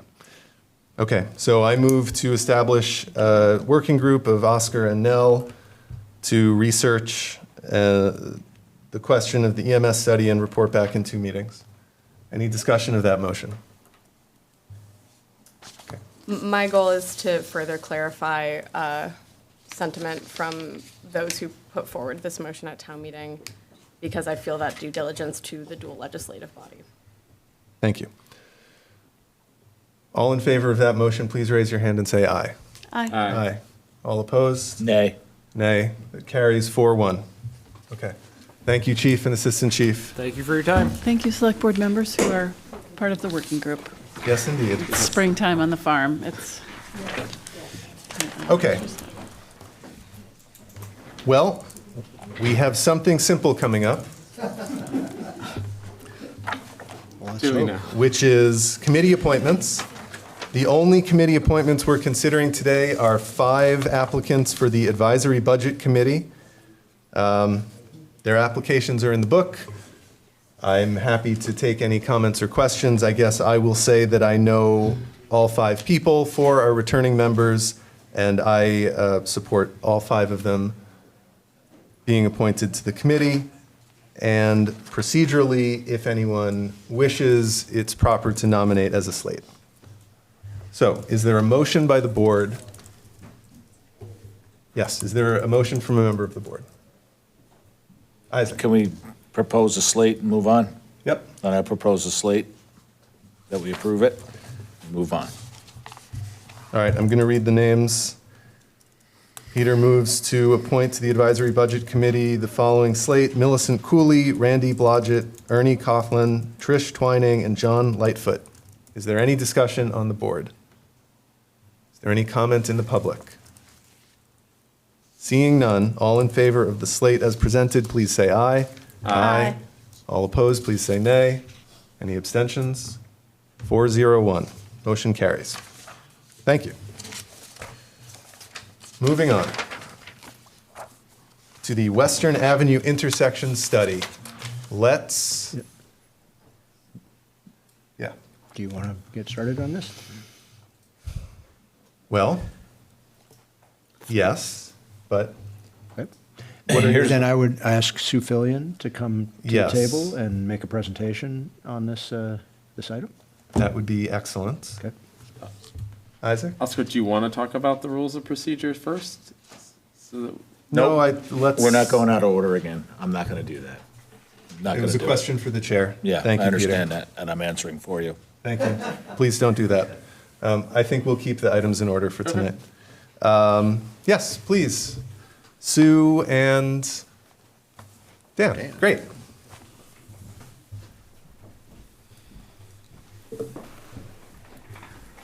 Welcome. Thank you. Well, we've got a complex one here for you tonight. That's really great to hear, Sue. Well, you were on Traffic Safety Committee. You had an inkling, right? Okay, so I'm here tonight to pass along some recommendations from the Traffic Safety Committee. A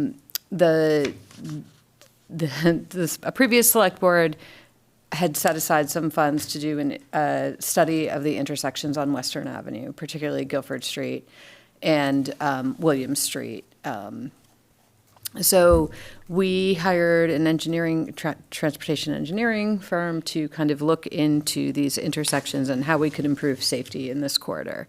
Basically, it goes from the interchange at Exit 2 all the way to Guilford Street. The work was conducted, it started late 2024 through 2025. It included reviewing previous concept plans that had been designed for kind of the William Street intersections, both from 2001 and 2016, just to show you how long and complicated this is. They collected and analyzed traffic data, conducted public outreach, through public meetings, first with neighborhood members and stakeholders, and then with the public. At the March and the April Traffic Safety Committee meetings, the committee discussed the concepts that were in the report, took additional public comment, and formulated a recommendation the best we could to send to the select board, which you received in your packet. And so I'm here to present those tonight. So I'll start with the Western Avenue and Guilford Street intersection, and thank you. This is concept 1A. So this intersection, first of all, the study evaluated this intersection and the traffic volumes to determine if a traffic signal could be warranted in this location. And short answer is yes, a traffic signal could be warranted here. It met 3 traffic warrants where they look at the traffic for different time periods, 8 hours, over 4 hours, and in the peak hour. However, due to the high cost of putting in a traffic light, that would include further study, design, and construction, the recommendation from the Traffic Safety Committee is not to pursue a traffic light and instead to pursue this concept 1A, which basically moves a crosswalk and the RFB infrastructure and creates, coming off of Guilford Street, a right and a left turn lane. And we believe that this can happen within the town's right-of-way, maybe a little shifting there. But that could be kind of an interim before, if we wanted to plan for a light, if there was more development that happened at some point that, maybe we could get some contribution to a light there to handle traffic. And with that, I'm kind of thinking if the Winston Prouty development gets built out to 300 units, then, maybe at that point we'd want a light and a contribution from that development. So this is the recommendation for what to do in this location. The state has indicated that they can move the crosswalk. It's a better location. It's got better sight lines for drivers seeing people in the crosswalk. It's a little bit more natural because it's going to the intersection. The state can do that painting. The town would move the RFB. So that's the recommendation for this. If we move to William Street, definitely gets a bit more complicated. So there was a couple of designs here. Seth, can you flip to the other one? And I'll try to talk through it. So there's a couple of different options evaluated. And, this is definitely complex because you have a successful business that has a shortage of parking. You have a residential neighborhood. You have some physical limitations with the roadway and the land there. So Traffic Safety Committee is supporting or recommending kind of a hybrid version of this 2C that you see here. So a couple things that it does is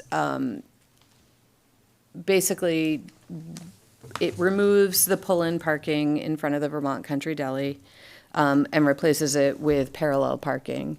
It adds some parallel parking in front of the market, which is the store on the west side. And then there is the potential to do additional parallel parking west of Orchard Street, there on the same side of the road. It preserves kind of a two-way flow through the parking lot at the market. So there's the western entrance and then there's the western leg of William Street. So that could come out. There could be some decisions about the western leg of William Street, closing that down. Maybe some conversations about how that land, do we close that? Do we keep it as a road but gate it? Traffic Safety Committee also kind of favored a gate on the western leg so that the traffic isn't going down the back of the deli. It is forced to go out onto Western Avenue.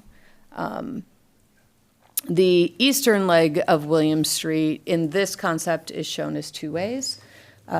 Through the fall and the winter, it has been operating as one way, so traffic headed out of William Street, to the north could exit, but traffic couldn't come down into the neighborhoods. One thing we learned about through the study and over the years from Traffic Safety Committee is there is a big impact to the neighborhood, and in particular, a couple properties with people parking down there and turning around in driveways. So Traffic Safety Committee we really struggled with what to do with William Street. We heard different opinions from neighbors, some who feel there's like a great impact from the traffic and turnaround movements, and others who felt really inconvenienced by having the one-way traffic and having to make a long way around. So kind of feel like there might need to be more work done there. I suspect you will hear from members of the public who have strong feelings about that. I think, again, the state is willing to do some striping. They would not do any bump outs or any curbing that is shown in this. So all those things would take more design. There'd probably be some more consideration about William Street. Does the town want to give that road, the western leg of William Street, would the town want to give that up? Would there be an exchange of land? That's going to have to be worked through. And I think I'll leave it at that. Great, thank you, Sue. John, do you have anything to add, or? Nope. I think it'd be, if you have questions for Sue or Dan about this, it would be a good time to do that, or hear from the public if you want to get feedback. I have a question. We've been presented with some options. I assume we have no money to do any of these things. Is that? We do have some capital funds from previous years set aside for intersections. We'd have to go through a design process once we settle on a concept and see how far that goes. And some of these things could be done much more easily than, like, restriping some stuff could be way easier than new curbs and things like that. And okay. And the paving project is going to start out there next week. They've indicated that they'll look at the striping. If that's something we want to change, they'll try to work it into the project. Okay. Great. Well, questions from the board? Yeah, just for clarification, so on both projects, striping, V-Trans is willing to collaborate on that, or just the Guilford Street? So at Guilford Street, they are willing to move the crosswalk ramp to the new location. Our crews would move the push-button RRFB. The slip lane, I think, is a bigger project. That wouldn't be incorporated. We'd have to verify that we have enough real estate there, and it's going to involve moving some sidewalks and stuff. So that's a bigger piece of it. They have seen these concepts, and as far as the William Street area goes, they were taking them back to their traffic ops people to review, but they indicated that they would be willing to alter the line striping. Great. Cool, thank you. Thanks, Amanda. Isaac, any questions? No, thank you. Peter? I'm good. Nell? I'm on the Traffic Safety Committee this year, so I saw the discussion surrounding this, and certainly is tricky. And as Sue said, for the William Street intersection, there are conflicting viewpoints, and it was hard to find something that addressed everything, all of those, and also allowed the fire department to have the adequate access they need to in terms of emergencies. So. Thank you, Nell. All right, well then I'd like to hear from the public, please. Arthur. Thanks a bunch. Arthur Davis. I'm also on the Traffic Safety Committee. Just one thing I wanted to point out to the board is that one concept that was not presented in the end by the engineering company that was part of the discussions, the public meeting discussions, was to have bike lanes come through here. And I just want to point that out because They were an option that at the public meetings was a quite popular option. And then there weren't any concepts that were presented with that idea. But I do want to just say that, you know, anyone who is biking from downtown to any points west of the William Street intersection will need to bike through here. That would mean going to Memorial Park, going to the farmer's market, going to Academy School, other destinations in West Brattleboro. I think that, you know, there's obviously these concepts all have a lot of parking, and I think that probably in reality, you know, if there were bike lanes, there's not really room for parking on the street. And if there's parking, there's not really room for bike lanes. And I think that there are arguments to be made for both things, but since you were not presented with that idea, I just want to put that out there, that that was a thing that was discussed and options were kind of preliminarily presented by the engineering company at the public meetings, and that did garner quite a bit of interest from people who were there. Thanks. Thanks, Arthur. Quick housekeeping note for the board. I would like to suggest that we finish this item, that we address the solid waste ordinance change, which I think could be brief, and that we make the decision now to move records retention and rules and procedures, that we don't get to that tonight.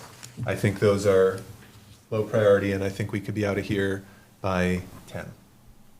That's my proposal. How does that sound? That's fine.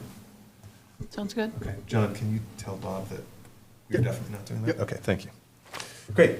Other members of the public, Heidi, and then Ken. Heidi Fisher, a resident of the neighborhood. Oh, could you put the picture back up? Sorry. Sorry, I missed the very beginning part when you were talking about the Williams Street stuff. That's what I was looking for. But I had a question. Well, I was at the other discussions of this, but I was just curious about what the committee's thinking was about the issue of, I noticed that this iteration of the change would move from the current 23 parking spaces to 25 parking spaces. And there was a different one that moved from the current 23, so I think it was 42 parking spaces. And I'm just curious what the thinking is. Clearly the interest in the deli is going to continue. The number of people who want to park for the deli is going to continue. And what happens with westbound people who want to go to the deli, but the only way to do that is to make a UE to get into those parking spaces, or to wind up once again parking along the opposite side. What is that, the north side? I'm terrible with the directions. The north side of Western Avenue, blocking traffic and blocking the view coming out of Orchard Street, which happens all the time, or was happening all the time. Doesn't seem to be happening so much. So I was just curious why the iteration that included many more parking spaces once you turned into the parking lot wasn't, you know, or what your thoughts are of what's going to happen with these westbound people who want to get there and can't get there and do all kinds of crazy things to be able to park. Thanks, Heidi. Sue, is that? It is, yeah, that's a challenge with it. I mean, all of the parking is facing eastbound. That's part of the reason for going with this kind of two, you know, both the western entrance to the parking lot and the west, so that people could turn around. The one that had 42 spaces actually only showed one driveway access into that market, and so everything would have to come in and out. But it is a limitation in the public outreach. There was a preference to have parking on the eastbound lane, because there would be less people crossing the street. I mean, this was one of the things we're trying to, look at the economic impact from the business, plan around that, as well as, make safety improvements within the right of way, so. Thanks, Sue. Yes. Hi, my name is Jessica Cole. My husband Mike and I are the owner-operators of Vermont Country Deli. We also have a home in West Brattleboro. The Vermont Country Deli is in its 40th year of operation. We're extremely fortunate to have a thriving business to steward. We employ around 30 full-time staff and 65 to 75 part-time staff. We wholeheartedly believe we're making a positive economic impact on our town and region. We fill our store with local and regional products, and many of the ingredients we use in our scratch bakery and deli are local and regional. Conversations about parking in these intersections at William Street and Western Ave have been going on since the 90s. My family has always been engaged and willing participants in these conversations. In 2013, we bought the property next door and spent hundreds of thousands of dollars to build an additional building, add curb cuts and landscaping, and create 14 additional parking spaces. At the time, DRB noted that the project improved traffic and parking. Mike and I specifically have been showing up to traffic and safety meetings and openly engaging in conversations on these new plans since they started almost 2 years ago. We've hired the police to help with parking safety. We have worked on improving efficiencies inside of our store to help turn over parking spots, and our parking signs make a difference in keeping customers off the side roads and out of the neighborhoods. We now have a generational opportunity to improve the safety and functionality of this area for the town, the neighbors, as well as the business. We want that. But the recommendation that the Traffic Safety Committee is making tonight is the worst option. Worst for the neighbors, worst for the travelers, and definitely worst for Vermont Country Deli. We can't support the plan tonight. We'd rather continue the parking as it's been for over 40 years than make a change that would be devastating to our business. We believe we've seen good potential solutions with a combination of the plans generated from the recent study. But our support requires a clear coinciding plan to replace the pull-in parking spaces from Western Ave with parking spaces in the western leg of William Street. Thank you for your time. Thanks, Jessica. Would you mind a question? Possibly. Okay. Well, I was just curious if you know much more about this than I do. If you could tell me a little more about the problems that you think this would cause for you guys. So right now, with the pull-in parking, we have about 10 cars that can fit in front. The parallel parking would be 2. So I'm highly concerned that those cars are going to go then park in the neighborhoods, in the side streets, or we're doing the best we can. That's the problem. And then And also, that's our parking lot. So this plan, it sounded like it created, this shows my ignorance of this, but this plan sounded like it actually netted more parking in the area, 23 to 25? Is that right, or am I? The one that closes the western leg of Williams. Okay, so that is 2B? 2B closes the western leg and closes off that other, closes the western leg off. But And so you get 2C more still parking. says it goes from 23 to 25.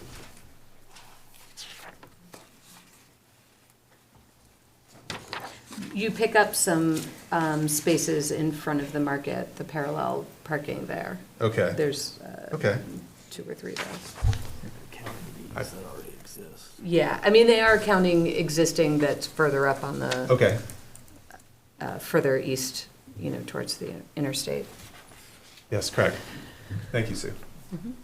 Hi, my name's Greg Miskovich. I'm an attorney at Downs Rockland Martin tonight, and I represent the owners and the operators of Vermont Country Deli. I noticed that Bob Fisher's not here, so I want to be very brief. He's on Since Zoom. you don't have counsel. Oh, is Bob online? He's available. Oh, fantastic. All of the plans require a taking of Vermont Country Deli property. And so that taking under state and federal law is expensive, and it's cumbersome, and it's time-consuming. And according to the SLR study, the plan that was chosen was chosen in part because it was quick and easy, which is, SLR clearly has a sense of humor if a problem that we've been dealing with for 40 years can be solved quickly. So I think we should slow down, not adopt a plan that will result in an adversarial position between the town and the Vermont Country Deli, since all paths forward require their participation, and have a more considered and lengthy conversation with the Vermont Country Deli about a plan that is best for residents, best for neighbors, best for travelers, and best for Vermont Country Deli. Thanks, Craig. Would you accept the question? Sure. Can you tell me, as a non-lawyer, a little more about what you mean requires a taking, that it would require something of a change to their property? Yeah, any either a regulatory, and Bob, you have counsel, so I'm not giving you legal advice. Bob Fisher can give you legal advice. But any requirement from the municipality, or the state for that matter, to use the property of the Vermont Country Deli, either its physical property or the right it has to park in those existing spaces, would be a taking. It's the government telling a landowner that they need to use their property, and that taking requires a lot of process, both under state and federal law. Great, thank you. Can- Sue.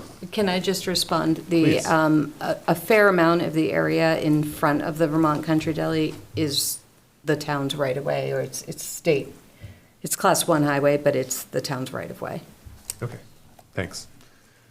I'm going to go to Ken, yes.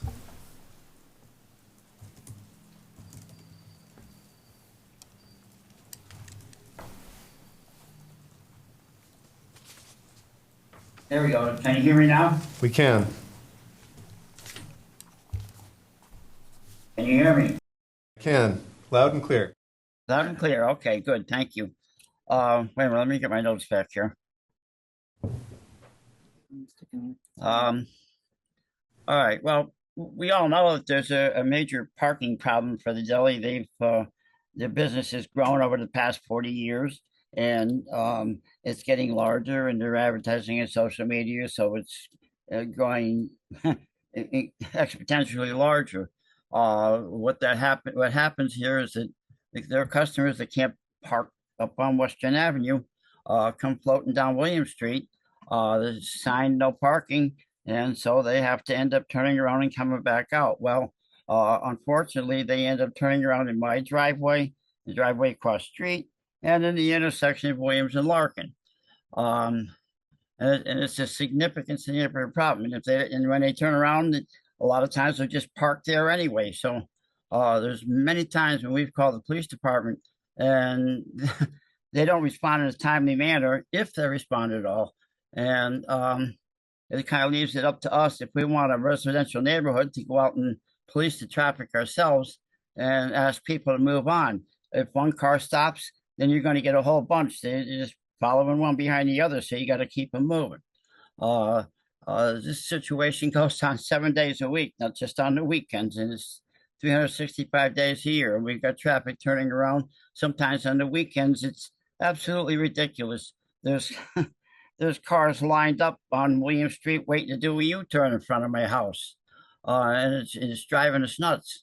We haven't been able to enjoy a holiday weekend or a holiday or a weekend in years because of all the stress and commotion out in front of our house. And deli's intruding on our right to privacy and our quality of life, and they're encroaching on our property too. The people are parking there, and they're coming there, letting their dogs crap and pee on our yard and our groceries and stuff like that. So, it's this point. And I'd like to say too, the customers are very abusive to us when we go out there and tell them somebody's going to get hurt, and the town's going to have a major liability on its hand if somebody does get hurt. So let's say that. And my wife's under doctor's care for this. She's on medication because she can't take stress anymore. And I'm at the same point myself. What will work here and the best solution that the town can offer would be not to allow any traffic from Western Avenue to come down William Street, whether it's the eastern leg or the western leg. One way out on the eastern leg is probably the best option. Actually, it is. I think it is the best option.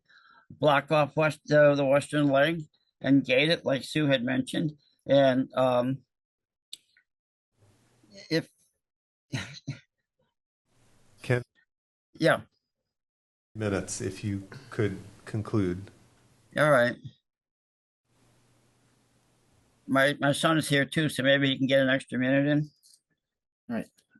I mean, they said most of it, but I mean, the ultimate solution here, which hasn't been discussed by the Traffic Safety Committee, is that the deli is physically outgrown its location. It needs to move, and maybe the town could help facilitate that. There are other properties along Route 9 that we could facilitate it. Traffic Safety Committee in the past hasn't had the power to do that, but you folks on the select board do. So that's something I'd like to see studied and thought about. It's not something that is. We're going to end up having a major problem here someday. Somebody's going to get hurt or shot or killed or worse. And we've been threatened. The police have had to break up arguments with deli customers, and one of them wanted to physically attack my wife. We've had cars pull into our neighbor's driveway and almost.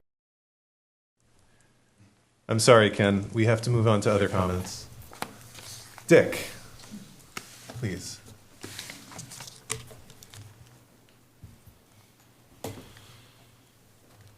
I've been around for the whole movie, the 40 years of the movie. And there was a time way back when the movie started where the original owners wanted to purchase a property to the east of the building, and the town was the biggest obstacle against that. This is a highly successful business in the community, and it seems like we're always trying to punish them. I was speaking to somebody today, and I said, I bet they're not number one in bringing in revenue from the rooms and meals tax, but I bet they're number two, which I said McDonald's is probably one, but the deli is number two. And so I look at it and say, we really need to work with these people to help them. Now, I know that there's a parcel of property to the east of the property. It was used as a staging area for several projects with the state. I don't know where it stands. I haven't had conversations with the owner about that. And I'm concerned about the plan that was put forward in terms of turning into Guilford Street. And I may not disagree that moving the crosswalk up, but I'm concerned about, we're talking about expense. I think a light should go there. What is expensive? No one, you said it's too expensive. What is the figure? That intersection there has more problems and accidents than in front of the deli because people get so anxious to come out.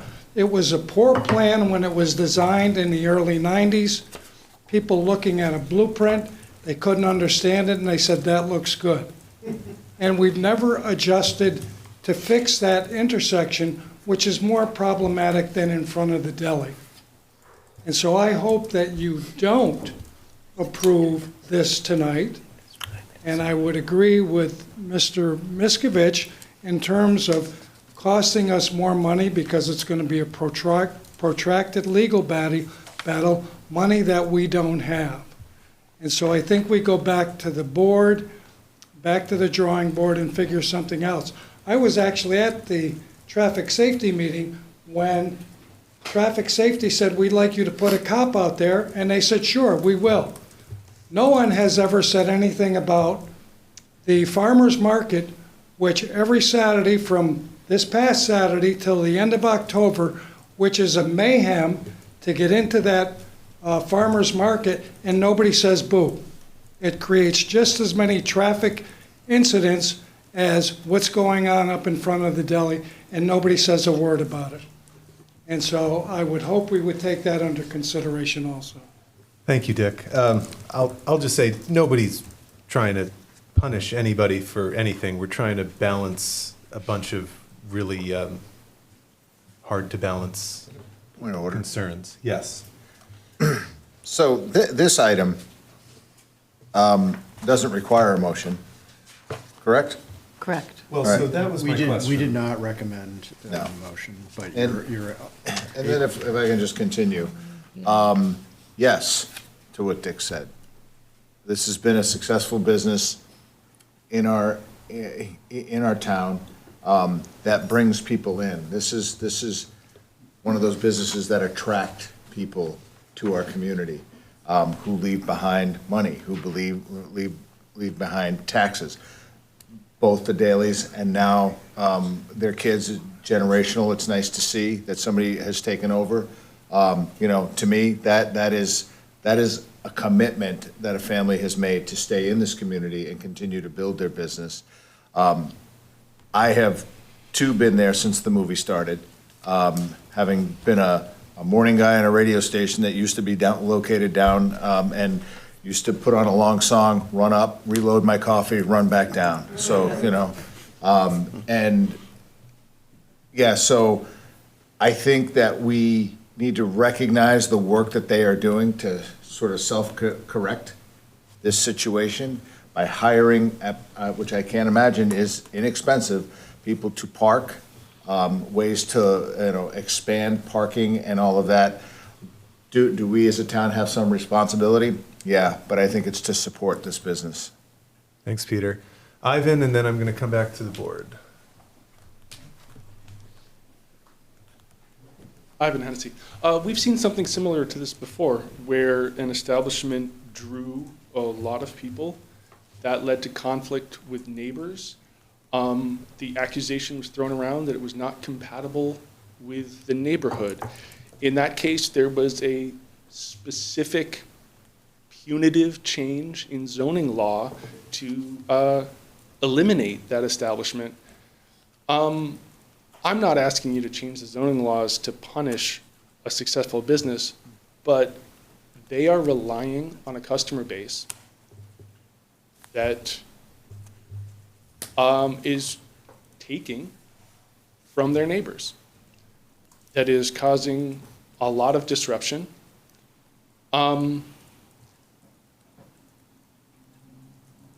Vermont and Brattleboro are very good to businesses when those businesses are the businesses they like.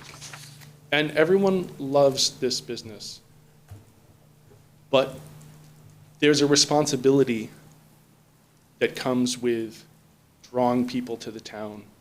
There's a responsibility that comes with increasing the traffic and inconveniencing your neighbors. Please don't rearrange the entire town. We've seen increased parking spaces and the parking issues continue because there's no number of parking spaces that's sufficient because people still have to walk this way and that way. People cluster in. You can't solve this business's problems. The problems are there because of where the business is. And if the business can't buy sufficient parking, the town cannot fix it for them. Thanks, Ivan. Okay, coming back to the board, I'm going to ask the question that I should have asked at the beginning. What are we talking about in terms of next steps? Is this just a presentation of the concepts? This is a recommendation from the Traffic Safety Committee who've put a lot of work into this. Yes. And I think it's reasonable for the board to, if you have any feedback, to provide that to Sue and Dan, who can convey it to the committee. If there's further things you'd like to look at or consider, additional information you need, you can also make a motion consistent with their recommendations. It's entirely up to you what the board wants to do. Okay. For me personally, I'm not ready to move forward with recommending any of these. It's just, it's it's too complicated for me to feel confident in the decision right now. I see them as two very separate Yes. issues. I think we Certainly. would probably be more productive if we chose to revisit it with separate, for example, the Guilford Street recommendations are, I think, very sound, and we should Yes. keep exploring them. And also the idea of a traffic light. Dick had a great point. A lot of our high schoolers, those 16-year-olds in their cars, they're trying to make that left-hand turn. That's a tough spot without a light. It's a real traffic hazard. So Guilford Street, yes. William Street, no. More time. Okay. And I will, Sue, correct me if I'm wrong, but I think the ballpark for a new traffic light was $500,000? Yeah, 500 to 600. So- That's what. Okay, other board members? No. I was just gonna, like, putting a traffic light there.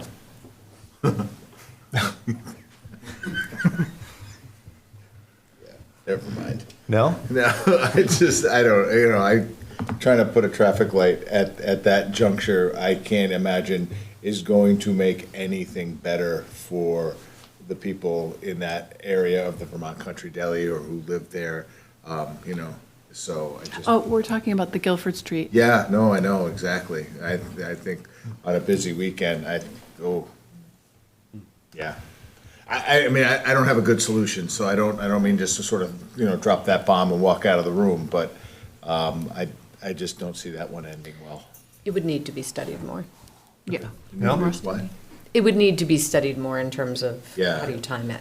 Okay, let's hear from Nell and Isaac, and then, Guilford Street, what Sue had said, if I was remembering correctly, is that part of what we're doing with the crosswalk is that it's setting up for the potential for a traffic light in the future, if that were to be revisited, some of that?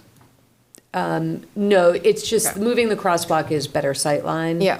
For drivers to see a person in the crosswalk. At the meetings, the cost was talked about, that was talked about as being a preventative measure.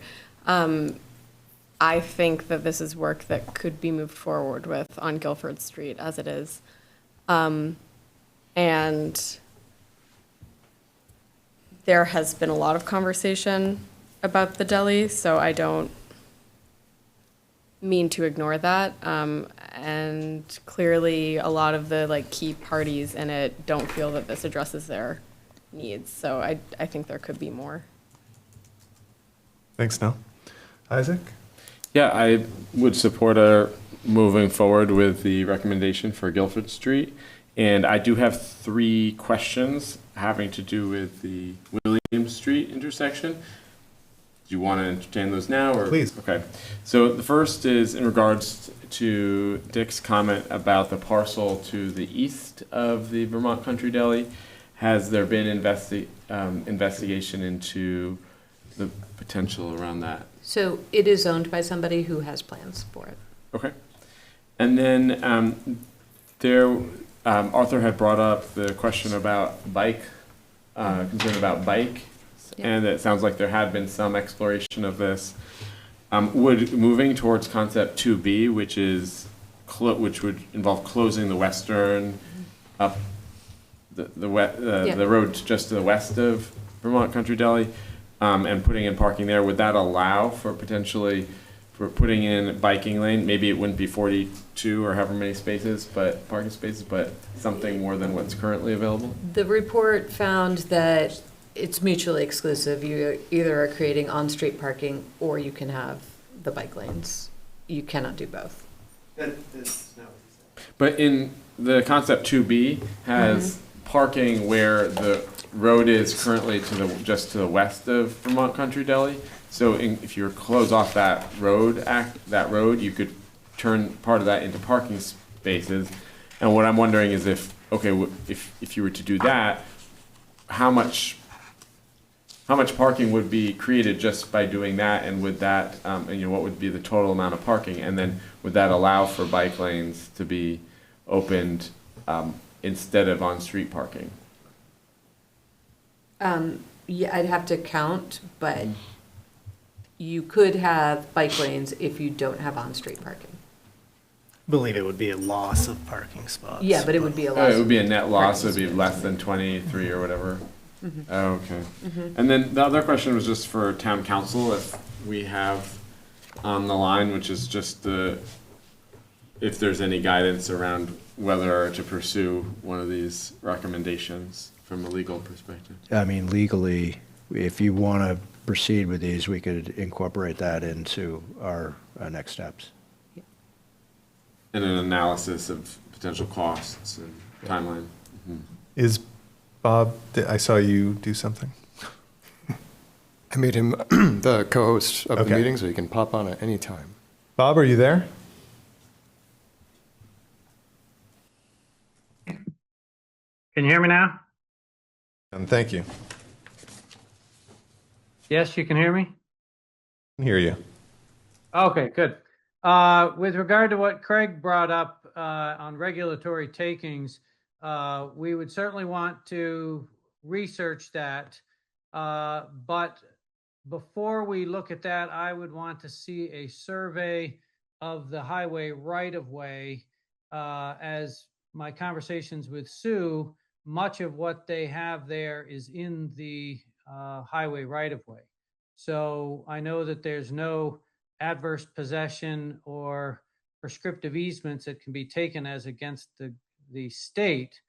So that may be problematic, but I would rather we look at good surveys, examine that, and then we could do a memo to the board with regard to any takings if indeed we came to the opinion that there actually would be a taking. And I'm not saying there is at this point. Thanks, Bob. Great. Okay. What I'm hearing, do you mind? Yes, thank you. What I think I'm hearing is a desire to move forward with Guilford Street and a desire for more information or further work on William Street.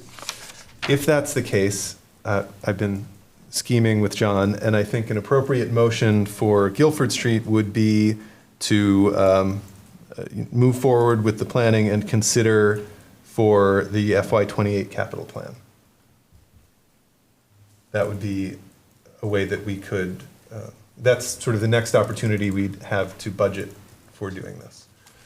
But of course, if anyone has another motion they'd like to make, now is the time. Or maybe no one, I will make a motion. I move to move forward with the Guilford Street, Western Avenue intersection work and consider it for the FY28 capital plan. Any discussion? All in favor, please say aye. Aye. All opposed? Abstentions? 401, motion carries. Western Avenue,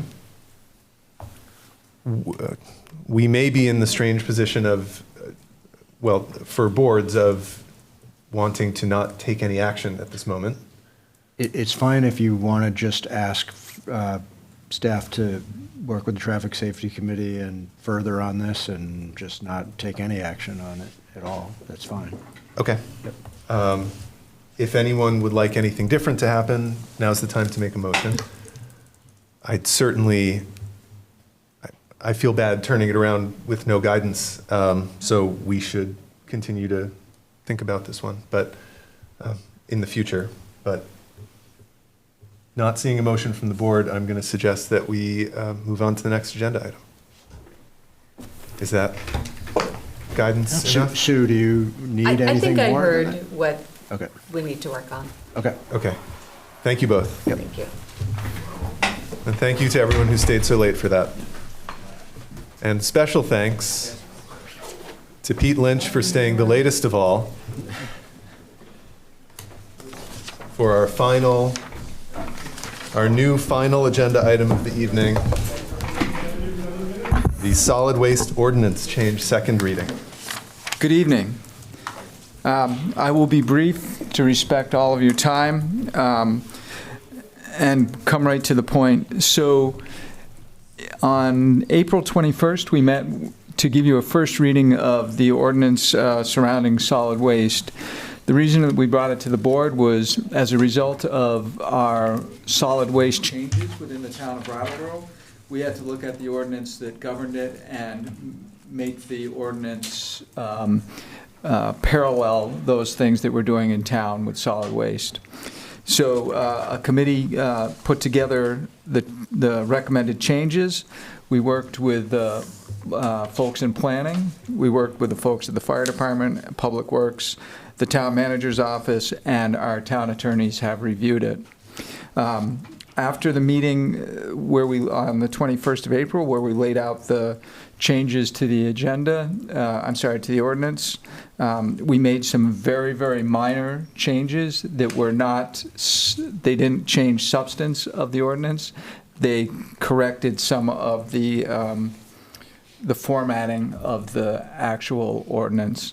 So what you have in your packet is both a marked up version of the ordinance, where again the content is exactly the same as it was on the 21st of April, but has the formatting changes to it, and you have a clean version of that as well.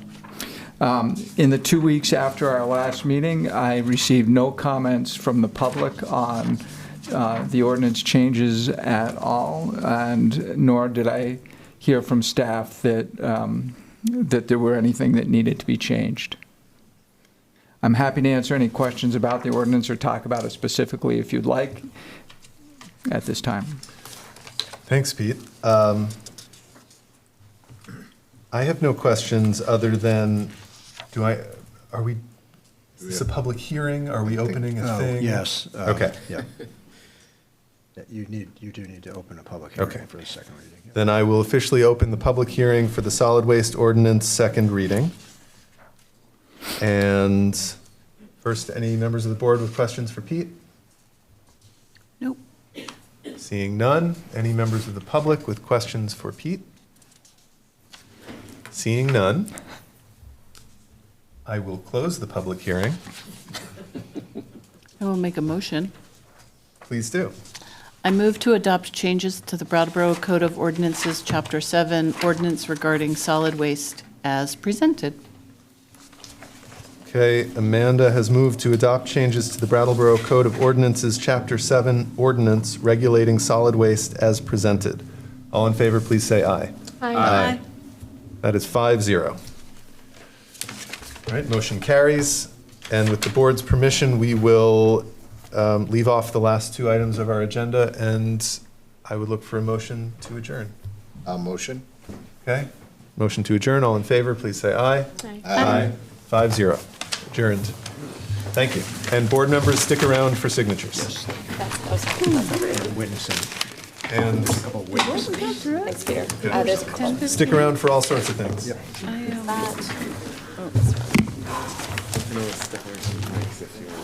know. I believe that's the same page.